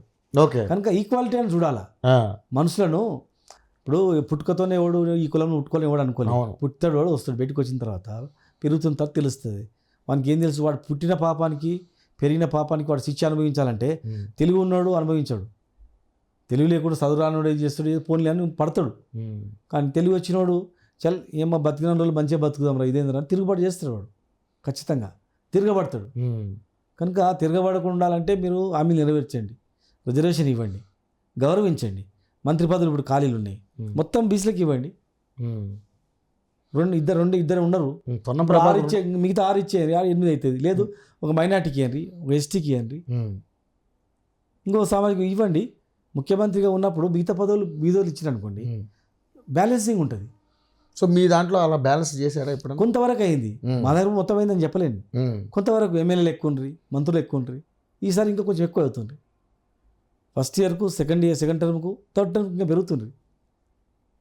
మా నాయకుడు అంటాడు ఖచ్చితంగా వీళ్ళకు ఇవ్వాల్సిందే, ఇవ్వకపోతే ఏదో రోజు వీళ్ళు రాజ్యాధికార దిశగా చేయాల్సిందే, మనం కూడా తప్పుకోవాల్సిందే అని కూడా చెప్పిన చాలా సందర్భాల్లో. కేటీఆర్ గారు కూడా మాతో పాటు అంటాడు, మెజారిటీ పీపుల్కి ఎప్పుడో రోజు ఇవ్వాలి, మనం అందరం కూడా తప్పుకోవాల్సి వస్తుంది, వాళ్ళకి చేయాల్సి వస్తుంది. మనం సరైన న్యాయం చేయకపోతే మాత్రం ఖచ్చితంగా ఆలోచన చేశారంటారు. ఖచ్చితంగా అన్నాడు, మా అందరితో కూడా అన్నాడు, మీకు సరైన న్యాయం దక్కాల్సిందే. దక్కకపోతే ఖచ్చితంగా కూడా ప్రజా సంఘాలు ఆలోచన చేస్తే అని కూడా చెప్పారు. ఓకే, ఎస్, తిరగబడే అవకాశం ఉంటుంది, ఎలాగో వస్తున్నది. ఓకే, సో మీరు ఒక బీసీ కాబట్టి ఈ క్వశ్చన్ అడగాల్సి వచ్చింది. ఎందుకంటే ఇప్పుడు బీసీ కులగణన అనే పేరు మీద జరుగుతుంది. మరి బీసీ కులగణన మీరు వ్యతిరేకించారు ఫస్ట్, ఎట్లా దాన్ని ఇది చేస్తారు అసలు బీజేపీ బీసీ కులగణాన్ని మీరు వ్యతిరేకించారు, కేటీఆర్ గారు వ్యతిరేకించారు. లేదు లేదు ఉమ్, లేదు వ్యతిరేకించలే. వ్యతిరేకించలేదు. ఉమ్, బీసీ కులగణన జరగాల్సిందని చెప్పినాం. అసలు చట్టసభలో బీసీలకు రిజర్వేషన్ ఇవ్వాలని చెప్పి ఉమ్, అసెంబ్లీ తీర్మానం చేసి ఢిల్లీకి పంపించింది మేమే. మహిళా రిజర్వేషన్ ఇవ్వాలని చెప్పి పంపించింది మేమే. చట్టసభలలో ఎమ్మెల్యేలు ఎంపీలు కూడా 33% ఇవ్వాలని చెప్పి తీర్మానం చేసి పంపినాం మేము. ఓకే. మేము ఎప్పుడు వ్యతిరేకం కాదు. ఉమ్, బీసీలకు ఎవరు మెజారిటీ పబ్లిక్ ఎవరు వ్యతిరేకం చేస్తే వాళ్లకు నష్టం ఉంటుంది. ఓకే. ఖచ్చితంగా కూడా. ఓకే. సో ఫైనల్గా ఇక సరే మీరు ఎలాగా సిద్ధంగా ఉన్నారు ఉప ఎన్నికలకి? సో ఉప ఎన్నికలు వస్తాయా లేదా అనేది కాలం నిర్ణయిస్తే, కానీ వస్తుందన్న ఆశతో మీరు ముందుకెళ్తా ఉన్నారు కాబట్టి ఇప్పుడు ఒకటి ఇంకో విషయం చెప్తున్నారు గారు, సమాజంలో ఒక కులంలో అందరూ ఒకటేలాగా ఉంటారు అనుకోవద్దు. అనుకోకూడదు. అవును. ఎస్. కులంలో మహాత్ములు ధర్మాత్ములు కూడా ఉంటారు, అట్లా అనుకోవద్దు. ఒక కులంలో అందరు మంచోళ్ళు ఉంటారు అనుకోవద్దు. వ్యక్తిని బట్టి ఉంటుంది అనమాట. కనుక ఈరోజు ఒక కేసీఆర్ గారు ఓసీ కదా అనుకోవచ్చు. ఓసీ అయినంత మాత్రాన, ఒక బీసీ అయినంత మాత్రాన బీసీలకు చేయలేదు అనుకో, నష్టమే కదా. అవును. ఓసీ అయినా బీసీలకు చేస్తున్నాడు, రైతులకు చేస్తున్నాడు, అన్ని కులాలు చేస్తున్నాడు అన్నప్పుడు ఆ రెవల్యూషన్ అనేది రాదు. అది చాలా గొప్పగా ఉంటుంది కూడా ఉంటుంది. కానీ ఇక్కడ తీన్మార్ మల్లన్న ఒక మాట మాట్లాడారు సార్, రెడ్డులు ఎలమలు అసలు ఈ ప్రాంతం వాళ్ళే కాదు, వాళ్ళని తరిమి కొట్టాలంటున్నాడు. దీన్ని ఎలా చూస్తారు? ఇప్పుడు ఇక ఈ ప్రాంతం వాళ్ళు కారా అవునా అనేది వారిని అడగండి. ఓకే. నేను చెప్తున్నా వారిని అడిగితే వారు కాదని అంటున్నారు. వారిని అడగండి, ఆ సబ్జెక్టు వారిని అడగండి. అది నేను చెప్తున్నా, ప్రభుత్వం ఇచ్చిన హామీలు నెరవేర్చాల్సిందే. తప్పు ఎవరు చేస్తారో వాళ్ళు నిలదీయాల్సిందే. ఒక్కడు తప్పు చేస్తే వ్యక్తులను మనం ఖచ్చితంగా ఎవరు చేస్తారో వాళ్ళని టార్గెట్ చేయాల్సిందే. ప్రతి దగ్గర మహనీయులు అంటలు ఉంటారు, ప్రతి దగ్గర మంచి వాళ్ళు అంటలు ఉంటారు. ఇలా మంచి వాళ్ళని గుర్తుపెట్టుకుంటా ఉన్నాం. చరిత్ర ఇప్పుడు చాకల ఐలమ్మ ఉంది, ఆమె సాయుధ పోరాటం చేసింది, గుర్తుపెట్టుకుంటా ఉన్నాం. కుమరం భీమ్ ఉన్నారు, మహనీయుడు. సర్దార్ సర్వాయి పాపన్ ఉన్నారు, మా జిల్లాలో పండుగ సాయన గారు ఉన్నారు. లేకుండా గుర్తుపెట్టుకుంటున్నాం. పుచ్చాలపల్లి సుందర రామరెడ్డి అయిన భూములు దానం దత్తం చేసిన అని గుర్తుపెట్టుకుంటా ఉన్నాం. సురవరం ప్రతాప్ రెడ్డి గారు మా జిల్లాలో పేదల గురించి చేసి గుర్తుపెట్టుకుంటా ఉన్నాం. మరి కొండలక్ష్మణ్ బాపూజీ గారు తెలంగాణ గురించి పదవి వదిలిపెట్టుకున్నాడు, మళ్ళీ మంత్రి పదవి తీసుకోలే. ఒక సర్పంచ్ పోతే బాధపడతారు, కానీ అలాంటి మంత్రి పదవిని వదిలిపోయినాడు ఆయన, ఆ మహనీయుడు. జయశంకర్ గారు ఉన్నారు. అట్లా మహనీయులు అనేటోళ్ళు వాళ్ళకు కులం అనేది లేదు, మహనీయులు ఉన్నది వాళ్ళు గుర్తుపెట్టుకుంటాం. ఆ మహనీయుడు చేసిన చరిత్ర, ఒక మహనీయుడు చేసినంటే ఆ కులమంతా చేసింది కూడా అనుకోలేదు. సో మరి చేసిండు కదా, ఒక మహనీయుడు ఈ కులంలో పుట్టిండు, మంచి చేసిండు, ఈ కులం అంతా మంచి అని చెప్పలేము మనం. ఒక మహనీయుడు ఒక వ్యక్తి చెడ్డ పని చేసిండు కనుక ఈ కులం అంతా చెడ్డదని కూడా చెప్పలేము. వ్యక్తులను బట్టి ఉంటుంది. సో మరి ఇన్ని గుర్తుపెట్టుకున్న మీరు అంటే మీ పార్టీ కానీ మీరు కానీ మీ నాయకులు కానీ మరి ఎందుకు తెలంగాణ ఉద్యమకారులను ఎందుకు గుర్తుపెట్టుకోలేకపోయారు? బలిదానమైనటువంటి వాళ్ళని ఎందుకు గుర్తుపెట్టుకోలేరు? మేము చేసినాము, కానీ ఇంకా చేసేది ఉండే, కొంత తప్పు చేసేది ఉండే. ఇంకా ఈ టర్న్లో చేద్దామని అనుకున్నాం. ఈ టర్న్లో ఇంకా చాలా మందిని వెతికి చేయాలని ఉండే. కొన్ని సంఘటనలు కొన్ని చెప్తున్నాం కదా, మేము కూడా కొన్ని అక్కడక్కడ కొన్ని పొరపాట్లు అవన్నీ ఉన్నాయి. మేము డెవలప్మెంట్ మీద దృష్టి పెట్టినాం, తెలంగాణ ఎట్లా ముందు తీసుకుపోవాలని దృష్టి పెట్టినాం ఎక్కువ. ఆ దృష్టి ఎక్కువ దాని మీద పెట్టడం, ఎట్లా పేదరికం పోగొట్టాలని దృష్టి పెట్టడం చేసినాం. ఉద్యమకారులు బంగారు తెలంగాణ దృష్టి మీరు పెట్టుకున్నారు, ఆ వైపుగా చెట్టుకున్నాం. ఉద్యమకారులు కూడా మేము ఇంకా చేసేది ఉండే, ఇంకా చాలా చేసేది ఉండే వాళ్ళకు. కొంత అక్కడక్కడ కూడా మేము చేసినా సరిపోలేదు, ఇంకా చేసేది ఉండే. అవన్నీ ఉన్నాయి రకరకాల కారణాలు. ఫ్యూచర్లో ఖచ్చితంగా దాన్ని సరి చేసుకుంటాం మేమంతా. Okay, right. So thank you sir, thank you so much. మరిన్ని అంశాలతో మళ్ళీ కలుసుకుందాం. సో ఉప ఎన్నికలకైతే రెడీగా ఉన్నారన్నమాట, సిద్ధంగా? ఖచ్చితంగా ఉప ఎన్నికలకు సిద్ధంగా. కానీ కేసీఆర్ గారు ఒక మాట అన్నారు, కొడితే మామూలుగా ఉండదు నా దెబ్బ అన్నారు. ఎందుకని వస్తుందన్నమాట? అందుకే ఇప్పుడు 10 ఆయన దగ్గర స్పీకర్ దగ్గర ఉన్నాయి. స్పీకర్ గారు ఇమ్మీడియట్గా ఆమోదించమని చెప్పండి, ఈ 10 ఎలక్షన్లు పెట్టమనండి, అదే రెఫరెండం అని చెప్పండి, తయారు. Okay, right. Thank you sir, thank you so much. మరిన్ని అంశాలతో మళ్ళీ కలుసుకుందాం. సో ఇదండి శ్రీనివాస్ గౌడ్ గారి యొక్క మనోగతం. నిజంగానే ఈరోజు అంటే ప్రభుత్వం ఎన్నో హామీలు ఇచ్చి ప్రజల్ని మభ్యపెట్టింది తప్పితే, ఈ ప్రభుత్వాన్ని మేము ఉన్నప్పుడు ప్రభుత్వంలో ఉన్నప్పుడు ఈ ప్రజలకు మేమేం తక్కువ ఏం చేయలేదు. సో సరే, ఓటమికి అనేక రకాల కారణాలు ఉండొచ్చు. అవి మేము సరి చేసుకుని ఈసారి మళ్ళీ ఎలక్షన్స్కి వెళ్ళబోతున్నాం. డెఫినెట్లీ కేసీఆర్ గారు కొడితే దెబ్బ ఎలా ఉంటుందో మామూలుగా ఉండదు, ఆ దెబ్బ ఎలా ఉంటుందో చూపిస్తామని చెప్పేసి మాట్లాడుతూ ఉన్నారు. సో చూద్దాం ఏం జరగబోతుంది ఏంటనేది. Over to studio.